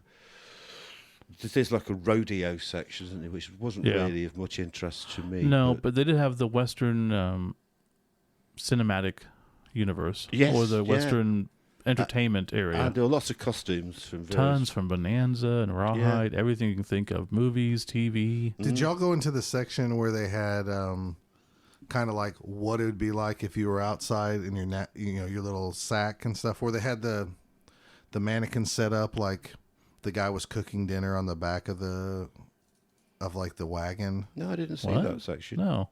Okay. There Was was, a that in section, the area of the town? not the like Disney town area or whatever. Okay. There was a section where you could walk in and it would have it described like all the different type of cowboy, like the buckaroo. Oh, no. The vaquero, I think is what they Vaquero, call it. yeah. Vaquero, all that stuff. And they had like a setup like this is what it would be like if you were out in the prairies. You know, Huh. it had like the wagon set up and it had like the cook in the back, and it just had like a display, and it described like what you would have had in your knapsack, and it was just like one blanket, Yeah. and then later, how they eventually you put your spoons and stuff in there, and you pack up your backpack and all No, this stuff. I will say that I was very over that museum very fast. I was tired. And There was a lot to it take was a in. lot to take in, and I was just, my mind was just like, I don't want to process this right now. We're good. That area was very cool because it really did describe like where you got the term buckaroo and why, Yeah. and this and that, and then it just showed you like different costumes, what made it different, like down to the spurs. Like the buckaroo wore this style of spur because they thought this and this and this, and That'd be cool. it was also in that section. I think in that same area was all the barbed wire. Did y'all ever encounter No. that? Okay, We must have missed all that. there was an area, not kidding, a room full of barbed wire. But you didn't know that until you walk in and you see all these like handles. Yeah. And you pull on a handle, and this big rack comes out with all the different barbed wire. And once again, I'm astonished to think that these people had time to make barbed wire, and there was so much competition. You need to buy my barbed wire versus yours and stuff like that. And it makes sense, but at the same time, the whole thing I thought with the Cowboy Museum was like, thank fuck I was not born back then, because I'd have been dead. Oh yeah. Because those are all hardworking people, and Well, you we assumed, would be different, but if we just magically transported back then, I'd be dead. we'd be dead. If you grew up in that, Right. of course, Yeah, your yeah. life would be different. But it was crazy, some of that stuff. Yeah. And And just so much stuff. and then the other thing I took from it is just the astonishing art on some of the blades and the guns and stuff like that. Just like, I don't know, the decoration. It was very disappointing for me to see the lack of talk about the Indians. Yes, you mentioned that. Yeah, because the first thing you walk in, you see a world famous statue called the End of the Trail, which is this proud warrior who's on a broken horse, and he is just broken down, just about dead. And it's all about, we drove Indians to Oklahoma from everywhere and said, okay, all of you, I know it's winter. I know you don't have anything on your backs. March thousands of miles or we will kill you. By the way, you're going to die on the way. We don't care. Get to Oklahoma and go screw yourselves. So this whole statue is just so heartbreaking when you look at it, because that's what it is. And then the guide we got at the beginning was like, well, when the Indians were relocated to Oklahoma, okay, buddy. Well, There was no mention of that. I know. I think it had I don't want to sound, a very white perspective. Yeah. You know what I mean? Well, it is. And once we get the Indian Culture Center here in Oklahoma, I think it's going to change that It perspective. really proves why we have to have that, Right. which I didn't think we needed before. Because I thought they changed. I haven't been there in ages. I thought they actually made efforts to change stuff, and they hadn't. I appreciate the Cowboy Hall of Fame a lot more than I did when I was a kid. Yes. So I enjoyed my time there. But by the time it was over, I was ready to get on out. For too. sure. I was. Did y'all see the big map of the United States with all the Indian tribes before? Yeah. That was astonishing too. Just to think. Just to think of all of it. It's pretty crazy. Yeah. So. It's not like they were all peaceful. They were fighting against each other and everything. I don't but think that. I'm not saying the white Yeah. man came in and wrecked everything, Well, because we did, every society, every society fights. it's just a matter of being more modern with better weapons. You're going to kill the other people, no matter who it is. Well, we wouldn't know that being British, would we? No, not at all. I think you guys we've never invaded anybody, so at least you don't have any history of that. no. No, you're fine. A completely incursion. Hell, you have just as bad a history with other people named Indians. Yeah, So, I mean, the true ones. if you look into any history, it's always shocking. Yeah. And it's very interesting with regards to what you're taught in school. It's what you're not taught that is the Right. the important things. We were taught that it went from the Romans through to Henry VIII, and then we did a bit on the Industrial Revolution, and then that was us done. Mm-hmm. I think the last year we did sort of a bit of modern history, which touched upon the Second World War, but our darker histories weren't mentioned at all. Not No. so much usually. Probably for the best, actually, because it would freak the kids out. Yeah. Yeah, probably so. I mean, it is just a matter of getting a base education and then expanding in the future. So let's see. After that, is that when we just came back and basically watched the storms forever? Yeah. That is. Did we eat anything weird? No, we were not hungry. Oh, that's true. So that barbecue, interestingly enough, satiated ourselves for at least 24 hours. Like I ate the next day, didn't really care about eating the next day. You're right. We were all so full. We had some drinks. The storm rolled through, It went just southeast of us a Yeah. little bit. It was beautiful though. It was one of those you don't get these moments often where the big thunderhead forms. You can see all the lightning. We heard one thunder out of all of it, which meant it was far enough away where we could enjoy the sights. So Yeah, and when we say the thunderhead formed, we're talking giant, voluminous clouds with just going up into the heavens as far as you can see, and tons of lightning. Amazing light show. Oh yeah, I've seen lightning before, but I've never seen lightning like that. It didn't look real in parts. right. It looked like some kind of special effect, but they kept flashing and flashing, and then another fork of lightning had come out. And then it'd start again, but it was still going in the first spot. And it the goddamn nature, you know? right. The power of it. Yeah, that's another moment where like seeing Oklahoma through your guys' eyes made me really see. I don't hate my state like a lot of people do. I know we have friends who want to move away and they hate this and that. They have justifiable reasons, and there are plenty of things to hate. Sure, but we have problems, but Yes. I also think we have like good people here. There's Sure. cool things to see. that's anywhere. But I'm so used to so many things like the Thunderhead. We've seen that every summer multiple times, and when watching Jonas and Anders and you all look at that and like, especially Jonas when he said like, we don't get to see this where we're from, and of course it makes sense. Different part of the world, they have different storms. Yeah. But it didn't take until I heard it, you know, and I was just like, I don't know, that was like a really cool night Yeah. just to sit around and do that. So So then Saturday. Saturday, Eden's birthday was Sunday, so we decided to get together with my family, and you guys tagged along, which was pretty awesome. My family thought it was really cool. Jennifer's mom, by the way, thought you were very lovely, so I'm just going to pass that along. You can get some action. She's single. She appears to be high maintenance. You think so? You better be careful, Steve. Jennifer listens to this podcast. That's fine. She's very Jennifer, your mom seems lovely. However, she also looks like she's a little crazy. All right, Steve. Well, all right.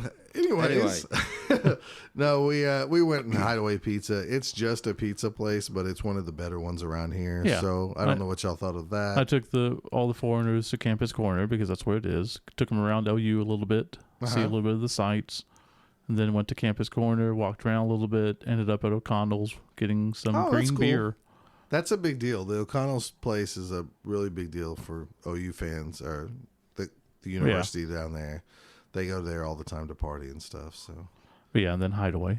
Where then we had Hideaway. I mean, just regular pizza, but I think it's good. Hideaway. The best thing about the pizza place was they do fantastic pizzas, and I had a very much needed salad. Me too. There. But it was worth it for Jonas and Anders getting their hands on a pepperoni pizza, which they can't get in Sweden. Yeah, that was odd too. Yeah. Of all the pizzas, they wanted pepperoni, and they said our pepperoni is not like your pepperoni, and there's just barely any on the pizza. And all Right. this stuff. And we got them the Pepperoni Palooza, which has 3 types of pepperoni and is amazing. Yeah. Yeah, it was fun watching them get excited about that. Well, you know, because it's something so mundane as a pepperoni pizza. Yeah. You know, I don't think you can. Well, I'm sure there are more ordinary pizzas you can get, but No, the only thing more ordinary is just plain cheese. yeah. But people don't order just plain cheese. The most ordinary ordered pizza is pepperoni, for sure. Well, For here, anyways. It was a good pepperoni pizza. Oh, it's really good. I had some the next day because they had the leftovers. It was pretty good, pretty tasty. And then after that, we walked over to Hertz Donuts, Yeah, which is the abomination of all donut places. Yeah. And who bought it? We all bought a little bit. Yeah. Mainly, I told them they had to try the bacon maple long john. Yeah, the bacon maple long john. Did you try that? I did. What did you think? It was disgusting. Yeah. It was truly abominable. This is from someone who loves bacon. Well, you know, I wouldn't mind another bottle of bacon soda, but a bacon donut? Only in America, folks. Only in America. So I will state, and this isn't great, but when it's fresh and the bacon is warm and the thing's warm, it's good. It's not great. It's not really right, though, is it? But that was so. It was also cold and just kind of coagulated together. Sure. It's just, it wasn't as good. So Hertz Donuts is a fancy donut place for those that don't know, and it's like they take a candy bar and slop it on a not so good donut. I don't really like the place personally. No, it's one of those places you go with the first time. You're like, wow, this is awesome, and you have the donut. You're like, wow, this is really cool. And then after that, you're like, no, I don't ever want to go again. Right. I'm good. It's definitely not. I guess all donuts are dessert, really. But we had to take the foreigners. Yeah, I know. They liked it, and they tried a bunch of donuts, which was fun. That night, we played some Bunny Kingdom. I think everybody hung out, drank a little bit. Yeah. Went to bed. Then Sunday, this is where I'm out of Yep. the picture. we had Well, another. we had breakfast. We continued to have breakfast at the diner because Pete loves the bacon. I do. Pete There's has a found bacon a theme, home. isn't there? Yeah. No, it's a great little diner. I like the unlimited coffee. I can't go I wrong think there. he's sweet on the waitresses. Oh, well, me and Sherry get on really well. See, there you go. They are pretty good, nice. Yeah, The service is excellent. And after that, you said goodbye to the Swedes, and then all the foreigners and I went down to Dallas. Oh, that was the day that Pete goes, he's looking at the menu, and when she came over, he's like, this is what I want. And they ordered 2 hash browns. Well, at this place, hash browns is a big old order, and you're so used to at home Yeah. being like a little smaller, like a hash brown patty, like they have at McDonald's and stuff. She brought him this massive plate of 2 orders of hash browns, and he's like, what the F? Yeah, it was as long as my hand. Yeah, it was pretty awesome. I ate one and Yeah. admitted defeat on the second one. Yeah, he gave up really quick. Yeah. It's a lot of food, but anyways. Then we headed down. We went to the casino. And Oh, yeah. by Windstar. the casino, the WinStar, which is quote unquote the world's largest casino. It has the largest. Is it still? largest gaming area? Gaming area. That's what Okay. it is. It's one was continuous gaming An area. enormous building. Is it not? It's I don't huge. think I've ever been in a place bigger. It's almost like it's got its own climate in there. It pretty much is. An astonishing place. Yeah.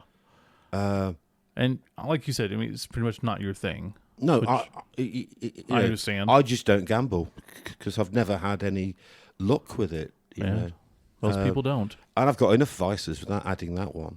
Completely understandable. But it was nice to look around, and I believe you and Jonas had a flutter.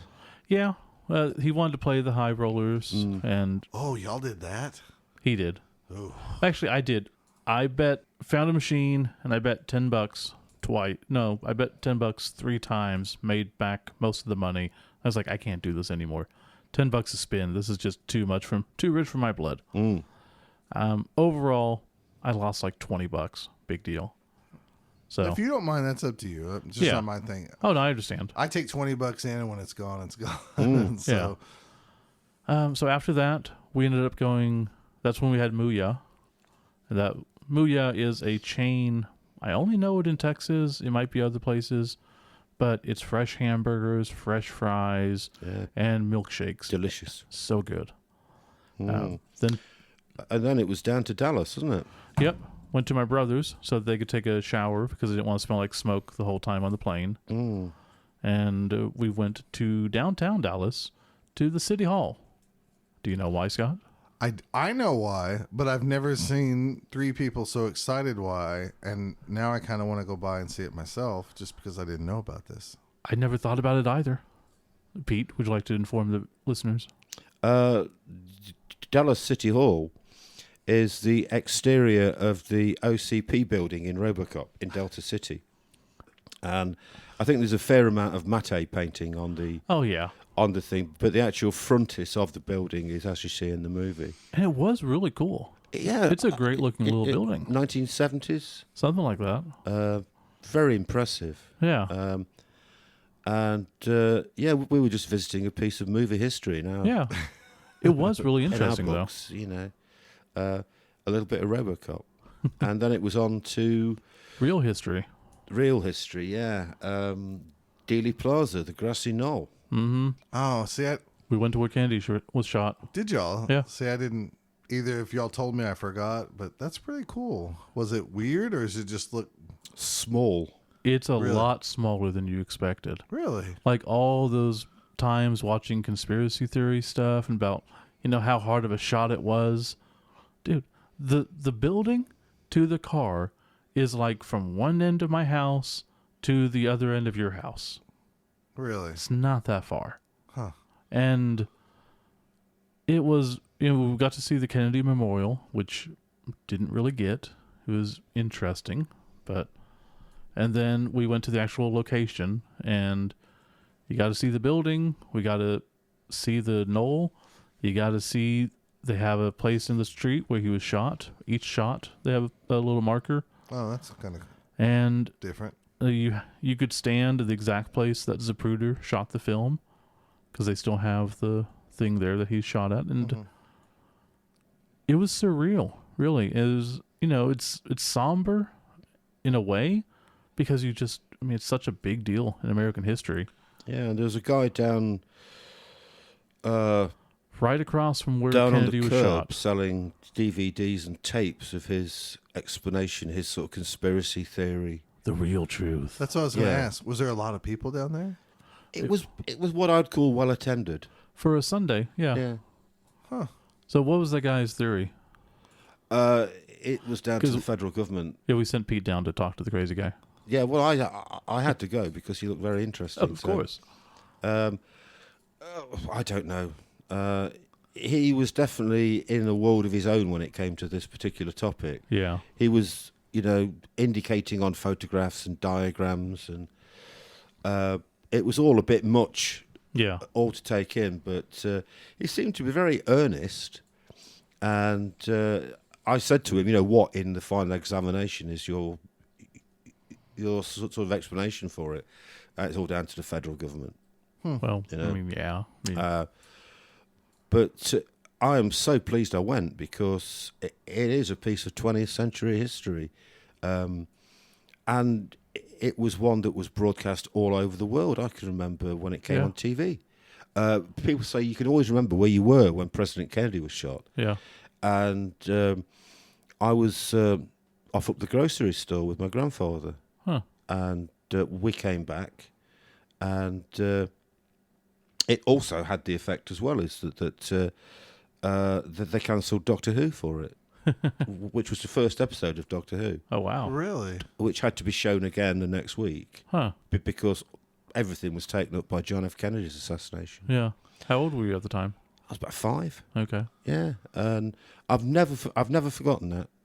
It's the same with 9/11 as well. Yeah. You can remember exactly where you were and what you were doing. I was at home making some marmalade on toast, and I just turned the TV on to watch the morning telly, and thought I was watching a trailer for a movie or something. Yeah. You said that.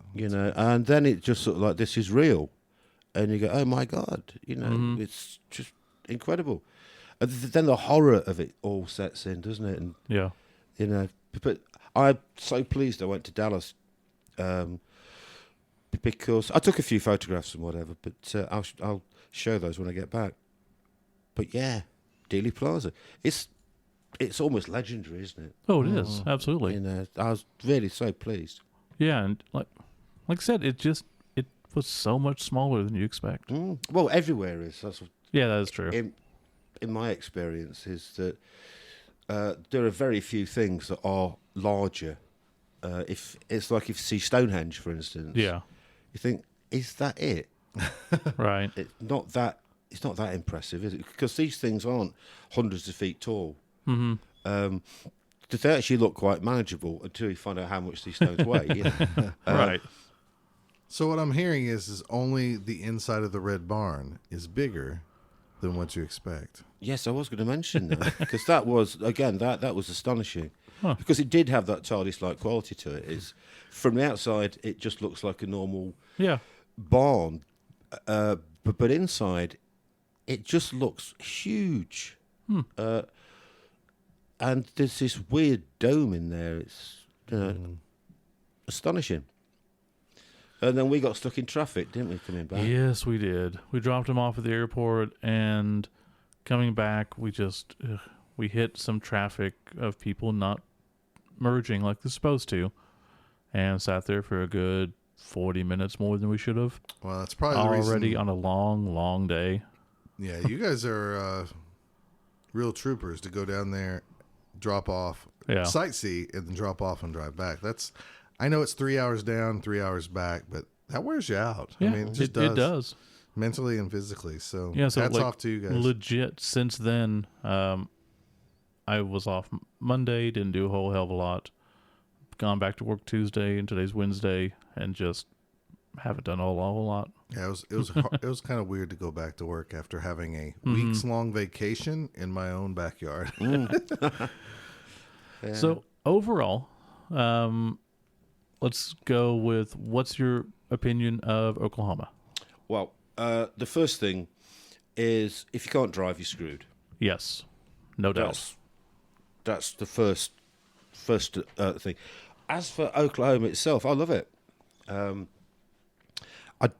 think I said before, I don't feel as though I'm abroad, to tell you the truth. Right. It's very familiar.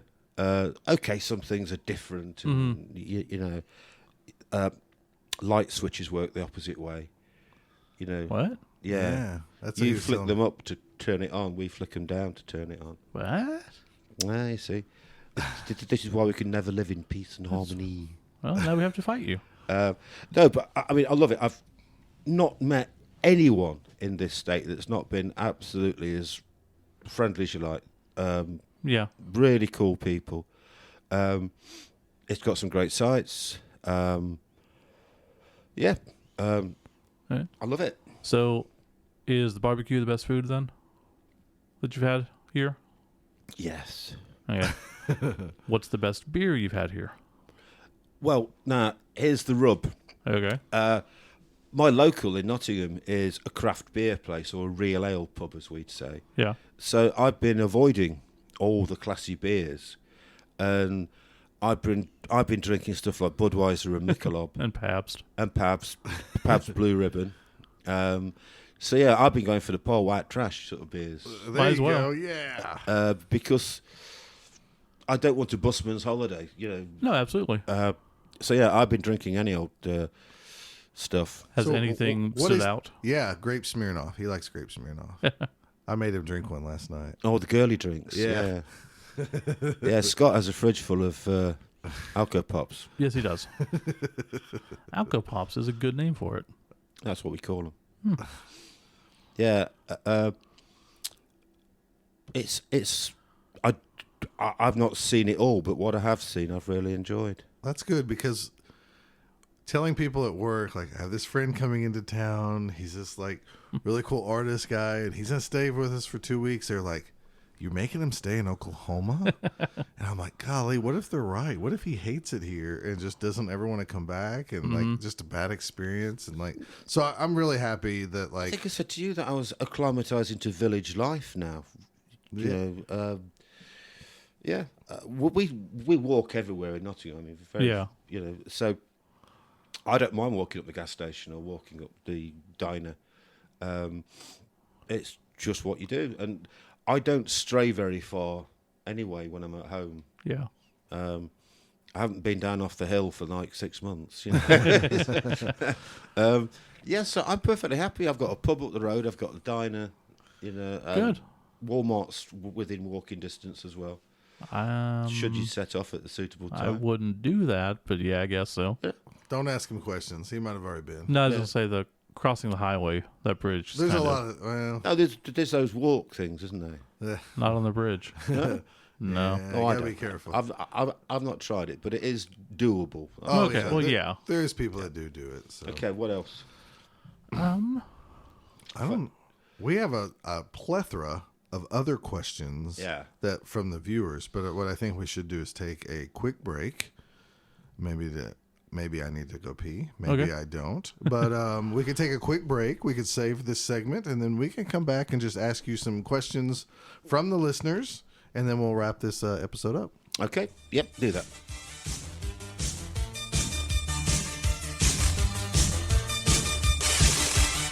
We are back with part 2, and we're just going to be asking Pete some questions that people wanted to send in. All right, where are we going to start, Steve? Well, usually at the beginning, so Oh, so I right will here? start. Brendan Smith, he actually came to the tournament, wanted me to ask your name, your quest, and the average airspeed velocity of an unladen swallow. That is Monty Python and the Holy Grail. Yes, it is. I told him that you'd appreciate that question. Yeah, well, I don't know. You don't have a quest? Quest. I guess at this point, just get home. Yeah, I think just getting home and to lose the One Ring in Mount Doom, that sort me out. That's smart. Yeah. All right. This one's from David Whitaker. It says, if I remember right, you guys had a draw knuffle competition many years ago, which we did. Came out interesting. It was interesting. We had some cool things. It was cool. It was just not very... It was awesome, but it's not what I would actually deem Knuffle in the universe to look like. Oh, what we decided? The little demon with the little underpants. demon baby? Yeah. I thought that was cool. It was Anyways, cool. What would be interesting to know what he thinks, meaning Pete, thinks Knuffle looks like, and if he would be prepared to sketch him up. I'm sure we would consider the rendition an official Knuffle. And I actually had this thought when we did the contest, because that was a long time ago. I was like, we've never seen Knuffle. There's not even been a hint of Knuffle. I'm going to take a chance saying that Pete doesn't know what the fuck we're talking about. Get right in that one. Who the fuck is Knuffle? No, I know who Knuffle is. What would he look like? I don't know. It's difficult to draw the ultimate being, isn't it? Yeah. You drew Corn in the stands, right? Yeah. Yeah, that was Yeah. That was always awesome. Yeah, but he's a lesser deity, isn't he? I have no clue. Well, he's just a weird guy with horns. Yes. But Knuffle is the be-all, the end-all. Is that something that you'd like to try to draw out? Yeah, I think I'd see him a bit like Galactus, to tell you the truth. No. I could see that, yeah. I don't know. He's an inscrutable Unknowable. force. He just exists. Okay. I think he would look like the in-betweener. He'd be half Pete Knifton and half Jervis Johnson Okay. I can see that. with like, In the body of Mark. What's Mark's? Mark Gascoigne. Gascoigne. there you go. And the I cannot- dong of Long John Dong Silver. What? The porn star with the big wang. But why? Because he's a deity. Why would he not have a big wang? Okay, fair enough. If you could make anything, wouldn't you be well hung? That's to imply that he's not already. Oh, well, never mind. Sorry we went there. Okay. Moving swiftly along. Okay. Grant, who we also call Spoon, Hey, Spoon, how you doing? he wanted to know, what idea or image did you create for Blood Bowl that was never made it into the books that you wished had, if there was anything?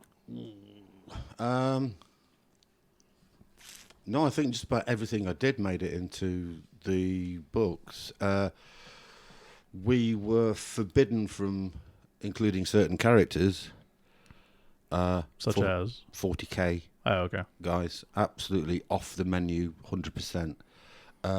So, meaning like you couldn't have put a Space Marine in the stands or something like that? There is a Space Marine in Okay. the stands in one of the pictures. Alongside the Blues Brothers, Judge Dredd, and I think Laurel and Hardy are in there somewhere. But, no, almost everything I did made it into the games. Okay. All the illustrations. I mean, I had absolutely nothing to do with the rules at all. Right. But yeah, just about everything I did. Makes sense. All right. So, Ryan Smith said, Hi, Ryan. if you could create a new team for Blood Bowl, what theme or race would it be? Well, there are plans. I am sketching out a few ideas at the moment, and I'm not going to say, because hopefully the product will be picked up and you'll see it in the not too distant future. Okay. But they are badass, so Okay. yeah. And if they're not out in a couple of years, we'll get you back on the podcast. And I you're can gonna tell us- you what they are. And he'll have an answer for the one thing that didn't get put in that I wanted to.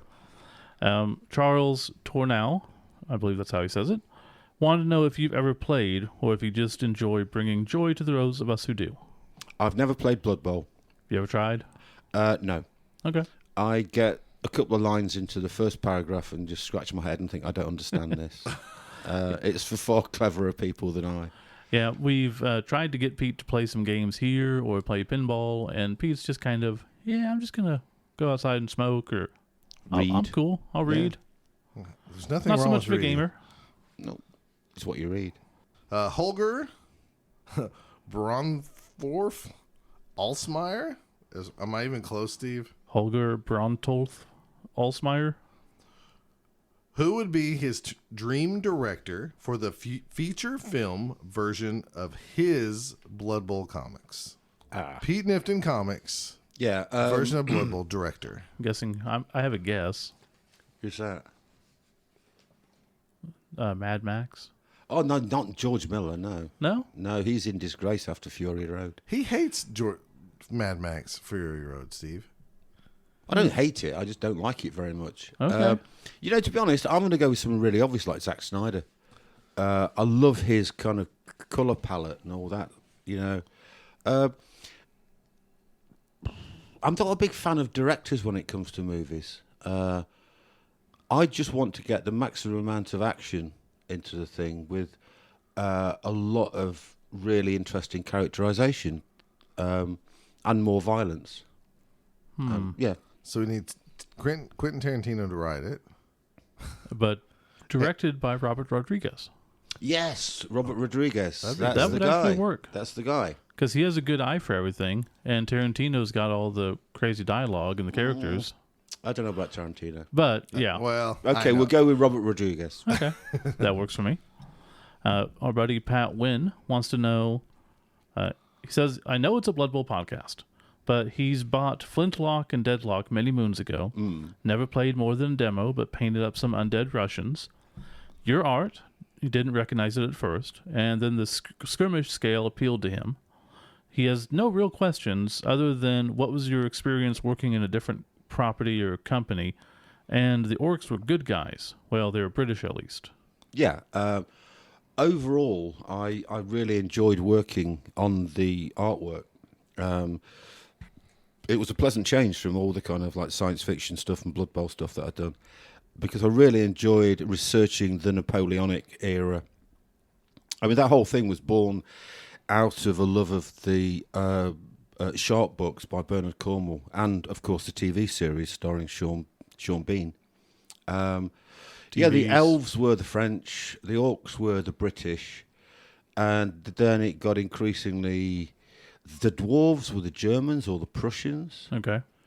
And then it got increasingly sillier as it went down the kind of scale. So for those not familiar, what exactly was the property? Flintlock. Yeah. What was the concept? It was a skirmish game set in an alternative 19th century, populated by orcs and goblins, elves. The usual suspects in the fantasy universe. Sure. The Russians were mainly undead. They worshipped the star wraith Alexander, as I remember. And it was a fun time. I really enjoyed the artwork. That's cool. Is it still around?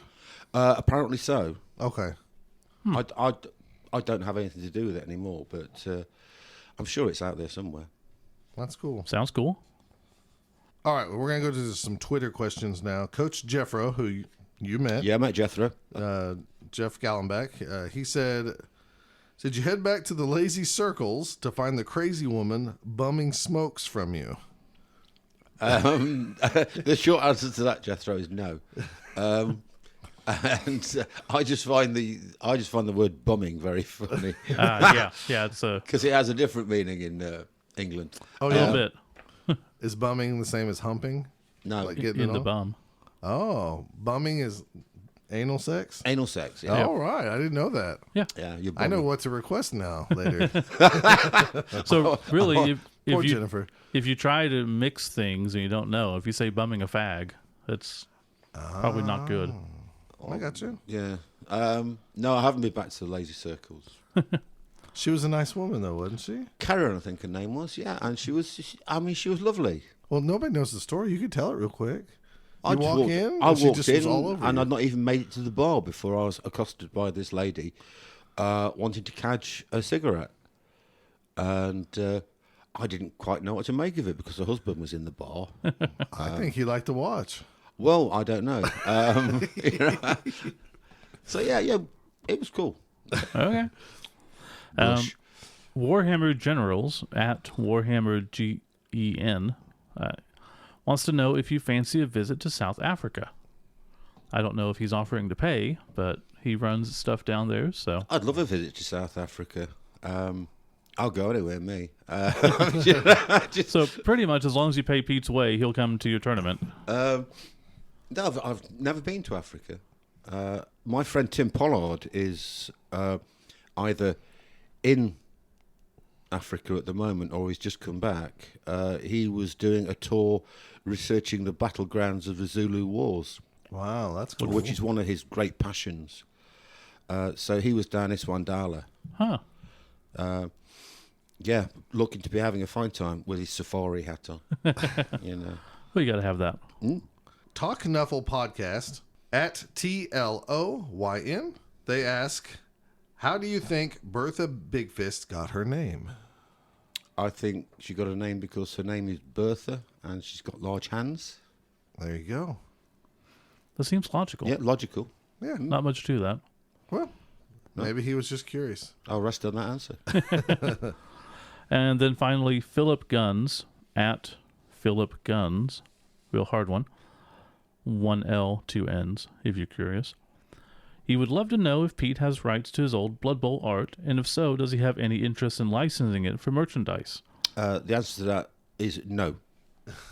Figured as much. Everything that I've produced has always been kind of like work for hire for Games Workshop. I have no rights. And basically with that, once you submit it, they have full rights to it, right? Yes. Yeah. Because they either buy it to publish or they pay you a reject fee, right? Yeah. Something along those lines. But no, once they paid for it, it is effectively theirs. Do you ever get the originals back? Sometimes. Okay. That's again, it's one of those sort of like moot points. If you ask, I'm sure that they'll be able to sort it out. Yeah. But no, I don't have any rights to anything. I don't have anything to do with copyright or whatever. Okay. He continues to say he would buy a Knifton Blood Bowl T-shirt any day. We agree. I don't know why they're not out there. But I mean, we could we'll just always- move There on. used to be a great range of T-shirts out from GW back in the day. For Blood Bowl? Yeah, We've probably just never seen them. I've over never seen here one. Because yeah. Yeah. He also is curious. I don't know if you remember the image.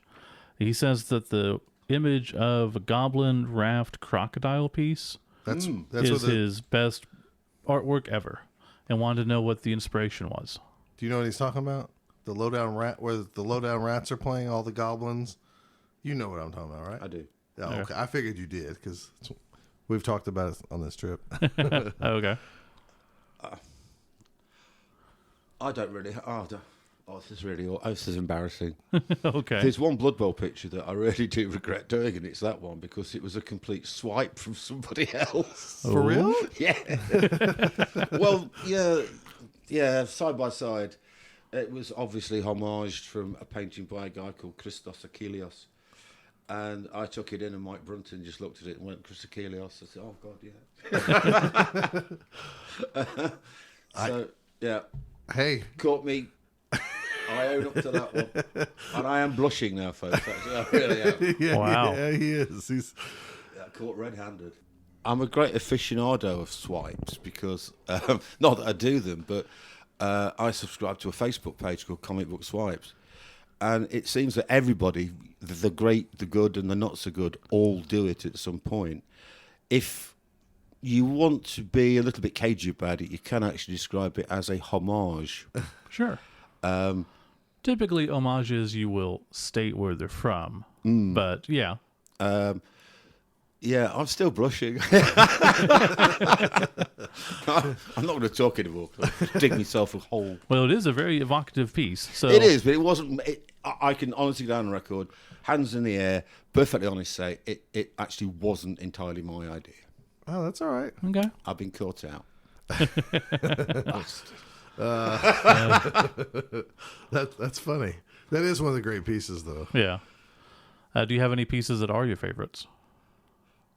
My favourites tend to be just the kind of little ones with like a certain expression on the face. I think there's one in the Undead issue of Spike where it's just Bob looking really shocked. I like that. I don't know. I was looking through some stuff with Scott last night, and I was saying, "Oh, I like that one," because after so many years, it's almost like looking at work by somebody else. Sure. Well, that's what I was going to say. I was going to tell the story like last night when we were looking through that stuff. I caught Pete kind of getting lost in his own artwork, and I even told my buddy Robert, I was like, it was really fun to watch him look back at that stuff because what I was taking, you tell me if I'm wrong, if this is how you're feeling. I think Pete was looking back at old Pete's stuff and he was going like, damn, I pretty much, that's awesome. I nailed that. Wow. That one's pretty good too. Like you said, I haven't seen him in a while. And then you're like, I guess had a deeper appreciation for the stuff that you've done in the past because it was good. One thing that's happened over the years is my sort of art style has definitely changed somewhat.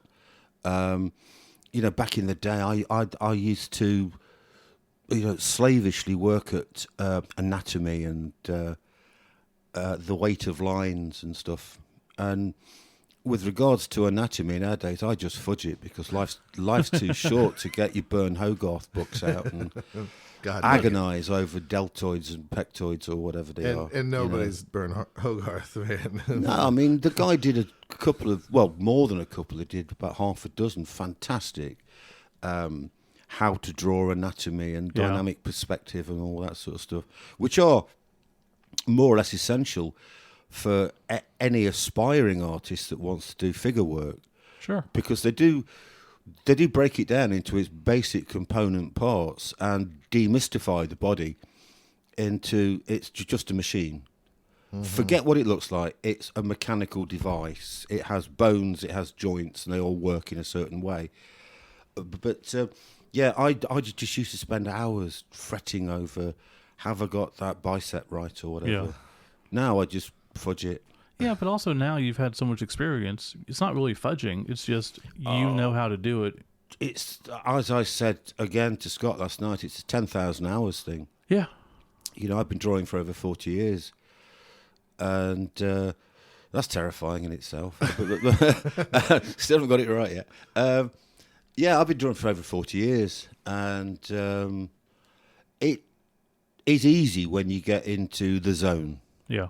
The one thing I hate about drawing is when you sit down in front of a blank piece of paper and you almost get the jitters because what can I put on this? Mm-hmm. What have I got to do? Where do I start? And the best thing to do is to get a really soft pencil and just mark a line right across it. So you've broken the ice, you've kind of put your footprint in the virgin snow. Yeah. You're off. It's up and running. There's no going back. No. Yeah. It's no longer pristine. I agree with that. I do agree with that. I mean, a lot of times when I'm doing, like when I did the Death Path stuff and everything, doing the just character after character after character, I would do that sometimes. Is like, all right, here's a line. He's going to be standing, in perspective to this line, and then let it go. So, yeah, I feel that for sure. So, I don't know. I found it really fun and magical to watch Pete look at his own stuff last night. Did you show him the old slan drawing? The one that's in the book? Yeah. Yeah. Okay, so that slan, where did that come from? Because slan is, to my knowledge, even at that time, they didn't really look like that, did they? In the 40K? I didn't play 40K. Because I only know them so as the big fat frogs. Did they used to be more athletic and muscular like that, or is that just you? I can barely remember the picture, but is the slan warrior with football just standing over the pile of bodies? Yeah, and that is one of the most iconic ones. I think that was just the way I drew it. Okay, because I don't know. I mean, I've not really looked at this land for a long time, but I always had the idea that they were kind of like Aztec guys. Yeah. Yeah. But they were. GW refuses to do anything with them. Like, Yeah, they are we just talked last night dead about to them. that. Yeah. Yeah, it's So- a shame because they are very popular. Yeah. Well, I think I don't know why. Maybe they've got plans for the future. I honestly don't know. I don't know. Well, they've kind of molded into that frog thing that you talked about. But back when me and my buddies, same buddies that played Blood Bowl, when we did Warhammer, the Warhammer fantasy role playing game. Yeah. It talked about all these space gates and stuff, and the Slan were aliens that looked lizard-like or frog-like, but they weren't giant frogs. They were just kind of like that. You know what I'm Humanoid saying? lizard. Humanoid lizard type people, and when the stargates and stuff broke, that's when it unleashed chaos into the world and stuff like that. And then they were left behind, this powerful civilization that was kind of going away as the rise of man and all that stuff happened. So they were frog-like, but they weren't giant frogs. And Yeah. that's what everybody makes now when they make new miniatures of Slan. They're like, well, they're giant frogs. Well, they're not. No, they're really kind of aliens, you know. Batrachian aliens. Yeah. It's changed so much, and I don't know. Your rendition, even though there's only like 1 or 2 pictures of them, is that's the one I love. But Yeah. of course, it's my Blood Bowl. So Well, I'm not even that. One of the most popular third-party teams out there is J-Bone's Frogs, and he said that one picture was a huge inspiration for how he did them yeah, because it was just so evocative. yeah, he did a lot of them. He worked with Pedro Ramos, I love Pedro Ramos. and they stuff. definitely looked at your Yeah. stuff to get inspiration for that team. So I've said it before, and I've said it on the podcast, I believe, and I said it privately to Steve. You know, Pedro Ramos is the next Pete Knifton because Oh, yeah, his stuff definitely. is fantastic. Yeah. Yeah. And it's got some humor in it, and it's got some seriousness in it, but it doesn't take itself too serious. Yeah. I think it's brilliant. I do too. I don't know how old the guy is or how young the guy is, but Have you ever met him? No. Okay. Well, I might have done at the World Cup, but I met so many people Right. there.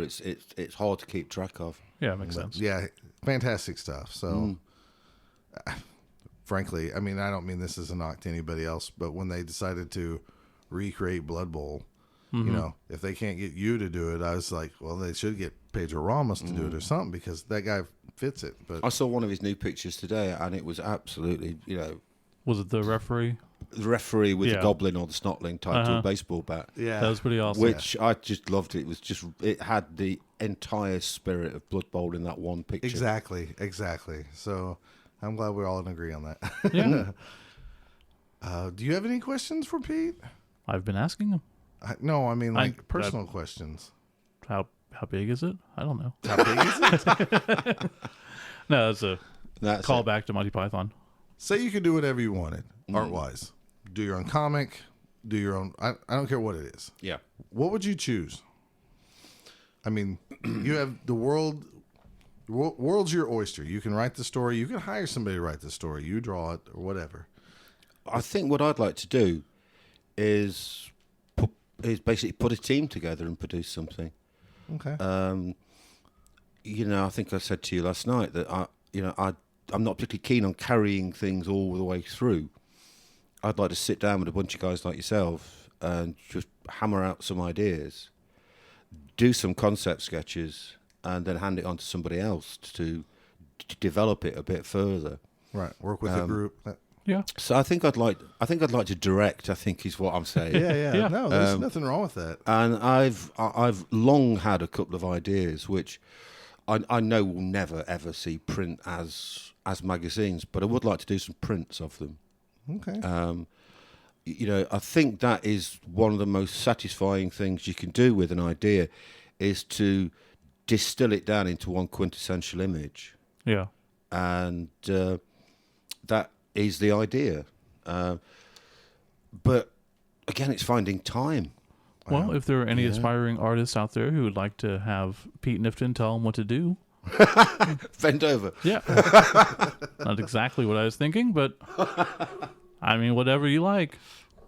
When me and Robert and them were drawing like stuff that we planned on drawing comic books for and characters and stuff. I did this. I kind of fantasy booked like, okay, if this was around and I couldn't draw it, but I could assemble the team, who would I get? You know, and you know what?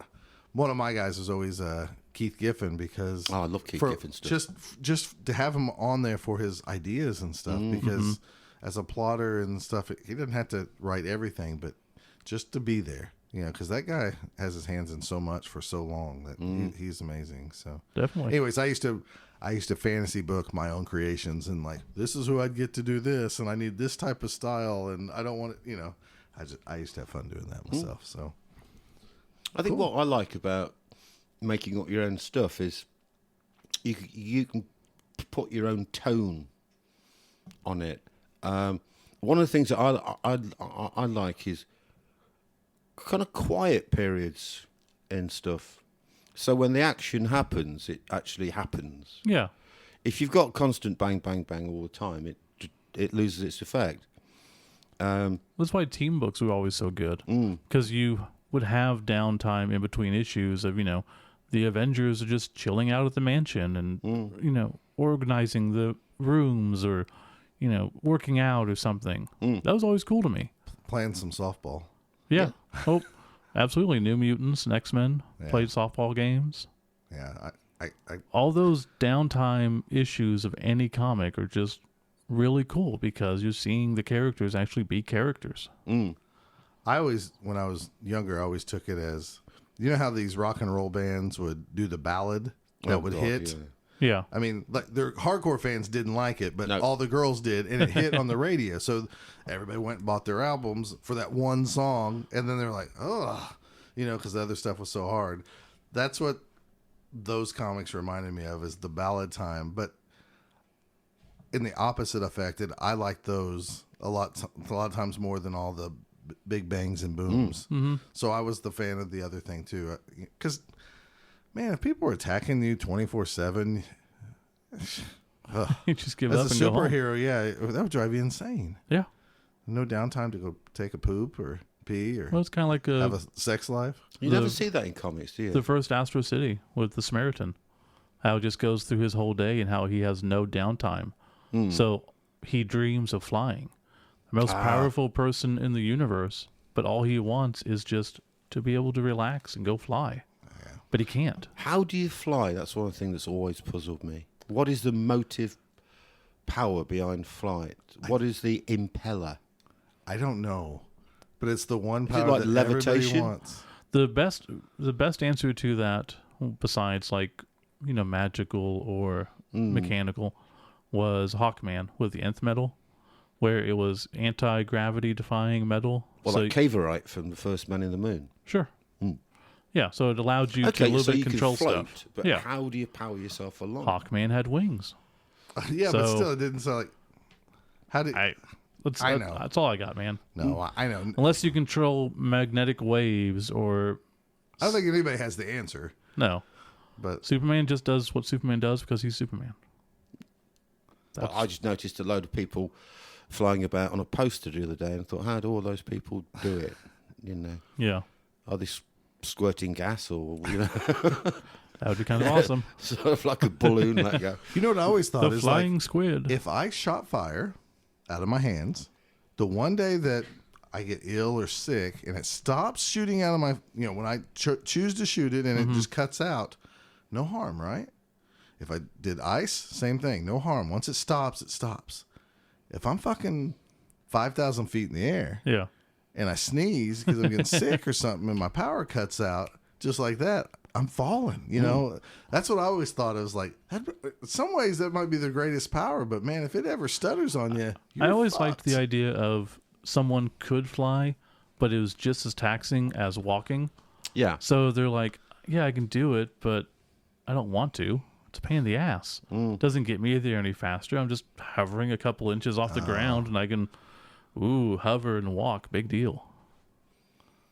I have dreams that I can fly. I think, I know where I you're think everybody does. But not I like, never have. not like fly like Superman, but like, you know how you see like the astronauts on the thing kind of just propel themselves and kind of glide? Yeah. That's how it is in my dreams.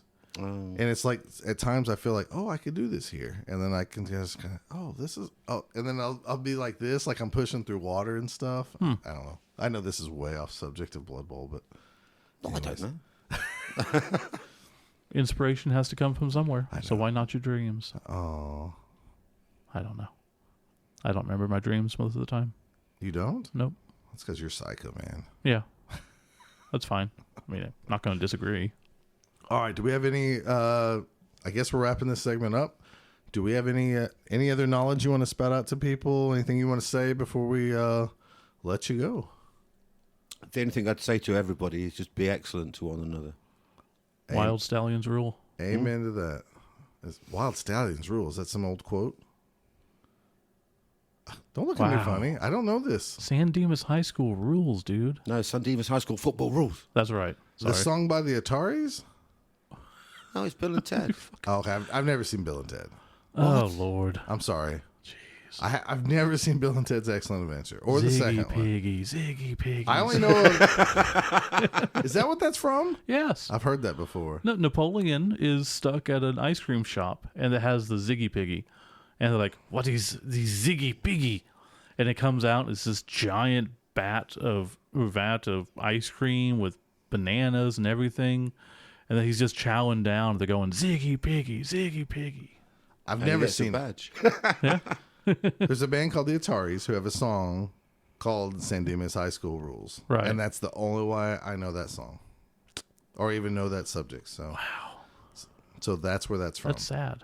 Yeah. Those are I thought great this movies. was about a cool high school, and now you're telling me it's from Bill and Ted's Excellent Adventure. Yeah, those Yeah. are legit great movies. Okay. I didn't like Keanu Reeves for a long time. I don't like Keanu Reeves. However, those are legit great movies. Okay. It's fine. All right. So we're just going to go Stallions Live On or whatever. Wild Stallions rule. Wild Stallions Rule. All right. Okay. Be excellent to each other. All right. Okay. Pete, Good night, guys. Thanks for coming to Orclahoma Bowl, and we'll be right back with some shout-outs.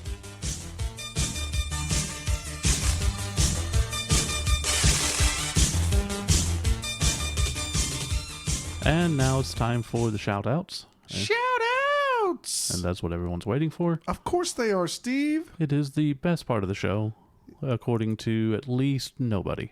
At least nobody. That's wonderful. At least 0 people have said that to me. Really? Mm-hmm. I bet you somebody out there actually finds it fun. Maybe. At some point. At some point. I bet if James Roofer still listened to this show, Right. he's too busy playing Scrubs. The person that Playing we... Jimmy on Scrubs. Right. I bet he would like it. Oh, I'm sure.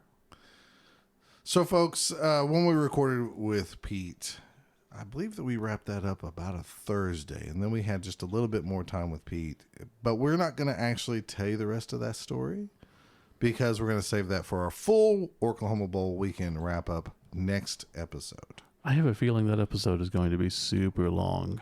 Well, Because if we have to go through... Not have to. If we choose to go through all the stuff we did with the Swedes, like...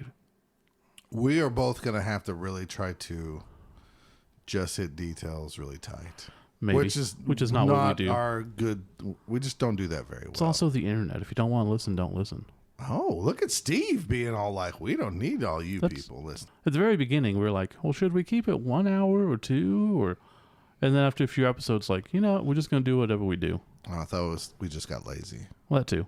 It helps. All right, what shout outs we got, Steve? So first off, do want to give a shout out to the World Cup organizing team. They did allow us to have the World Cup team and pitch at Orclahoma and Spiky Cup, which was amazing. Those are really cool. And, you know, Like, I was like, what the hell is this doing here and what is it? And then I was like looking at it, I was like, this is really good. yeah, it would have been nice if we'd gotten it sooner, but Michael was nice enough to bring it to us. I thought it'd be okay. nice to take some photos around town. Oh, you mean, but, yeah, I got you. and it went to Rot Cup, which is either the weekend that you're listening to this or About to be the about weekend. or before. Or right It after. just depends on when we put it out. Probably if you're listening to this, you've missed Rock Cup. Probably. Or it's this coming weekend. It's as of we One record of those today, It's it next is weekend. 7 days away. Yes. And we do have a t-shirt to give away from that. So, Ooh, from Rock Cup or War Cup? World Cup. Oh, contest time? we will have a contest. I think we'll save that for the next episode. Okay. But just let you know that we do have a T-shirt, I believe, extra large. Wow, that means only 4 people are going to write in. No, it's big enough for a lot of people. Anyways. But yeah, I just want to give you guys a shout out for that and to let you know that's coming up next time. I'd like to give a shout out to Lance Swanson. He sent some really awesome little scatter templates with both down on it. I guess those were 3D printed, I assume. Yeah. Everybody's going to have that except for me very soon. They're going to be just creating awesome things except for me because I have children that will never go away. Well, you are an artist and you can download ZBrush for free. I could. You could start sculpting. I'm very lazy. I know that. Very lazy. I'm still enjoying, the soccer games were canceled today. Oh, because of all the rain? Because all the rain. Nice. And I was just like, I'd really like to watch my daughter play, but at the same time, it was just nice to have a lazy day. I've really done nothing today except sleep. I cleaned the kitchen. Ooh. Yelled at children. That's just required, I think. And me and Eden built a couple little anime robot model things. So. Oh, yeah. You bought one of those down in Dallas. When we were down in Dallas with Pete, we bought, she was really happy I bought those for her. She paid me back, and then we built them today. So that's cool. Yeah, you'll hear more about that next episode. Do you have any more shout-outs, Steve? I want to give a big shout-out to Chris White. He's the Bromley BBL commissioner, and he was able to assist in getting a lot of stuff from GW headquarters to us that we also used to surprise Scott for his birthday. Yeah, that was pretty clever of y'all. I got some coffee mugs and some shirts. Your coaches that you wanted? The coaches I wanted. That was really cool. Yeah. And it was just kind of lost in the everything else that was going on. Yeah, I even forgot kind of that my birthday was that Monday. Yeah. And Drew's yeah. It was just but yeah, he was very nice. He went to Warhammer World and was like, "You guys want anything from here?" I was like, "Yes, we do." But most of the time when I ask people for stuff, they don't follow through. So I understand if you don't. And he goes, "No, man, I'll get stuff. What do you want?" I go, "Okay, well, also, I want a lot of stuff. So if you don't want to get it all, that's fine." He goes, "No, just tell me and I'll get it." That's really cool. I want 2 of everything. I want 2 of every cup, 2 of every T-shirt that fits us, 2 of every button set, every lanyard, and all this. He's like, "I'll see what I can do." Because no one won't ship those mugs to us. Well, I understand. I mean, what if it's just... They're sturdy, and it was awesome. It's probably expensive. He did a great job. It was expensive, and he was nice enough to cover shipping because he's a fan of the podcast. What? I know. Chris, you're amazing, dude. I'm pretty sure I sent him some stuff out. If I didn't, let me know, and I will send you some stuff out. Pretty sure I did, though. Well, if you don't receive something, just let us know. Steve will get back. We've been, as we've said, very busy. Man, it is nuts. Couple of shout outs. I know this sounds really stupid. Just a big thank you for Pete for coming because he didn't have to, and it was really nice. Big shout out to Jennifer, who became Pete's buddy on this trip. I think Pete hated leaving her more than he hated leaving us. 100%. 100%. Her and him bonded. She had a dream, not kidding, last night that I left. I told her I had to get called into work or something like that. Mm-hmm. Anyways, you know how y'all surprised me with the Swedes and Pete? Mm-hmm. We surprised her with Pete, and he was just coming back, and he's going to stay for a long time. He was naked in a birthday cake. Yeah, they were both naked for some reason. I didn't say both. Who said him? Oh, just him. No, her and Pete kind of had some kind of a weird bond. Maybe it's because they both like coffee. I don't know. There was a lot of that. And it was good timing, sort of, too, because she was off work because of spring break. Yeah, so it was really good. Yeah. I think she was the beauty to his beast. She calmed him down. I just second. Automatically think of the critic, Beauty and King Dork. No, they just got along great. She even said, we bonded. Yeah. And I was like, how? And she was all, shut up. Yep. We were just bonding. Yep. I'm like, okay, I'll just leave it at that. I mean, if it happened, at least it's Pete Knifton. It's Pete Knifton, right? Yeah. He could just sign it and get a tattoo. Just sign it and get a tattoo. property of Pete Knifton. Anyways, we great- do Great have stuff.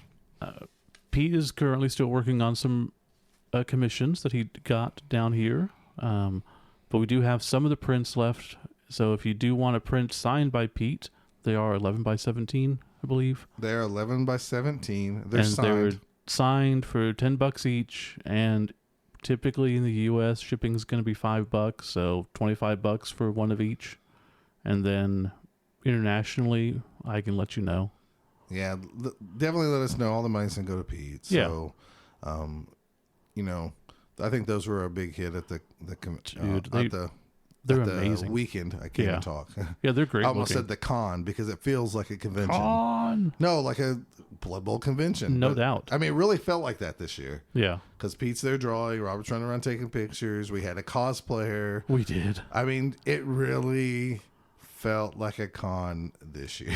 And I'm sure we'll get more into it when we do the full wrap up, but huge shout out to Dustin Parsons for donating all the teams that he Oh, yeah. painted. No, and we'll give Dustin his comeuppance next we time. were able to raise we raised like $680, $670 for charity, and then I upped it to $750 total Oh, to that's cool. donate. So it's just nice to do something good for people. This is what we do, folks. This is what you can do. Build your community. You'll have great stories like this. So Yeah. And speaking of stories, I think this is it. Right? I think this is the end of the story for We'll right wrap now. this up for now, and we will be back probably, like I said, in a couple of weeks with the full wrap up. Sounds wonderful, Steve. Thanks for listening, everybody. Oh, you're supposed to say goodbye. Goodbye.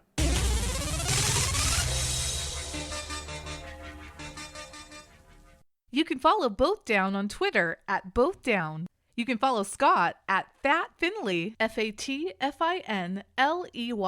and Steve at Kilowog2814. If you want to know if your team name is Both Down approved, send a tweet to @BDapproved. If you'd like to email them, the email address is bothdownpodcasts@gmail.com. Or for more information, you can visit them at bothdown.com or at facebook.com/bothdown. San Diego High School Football Room!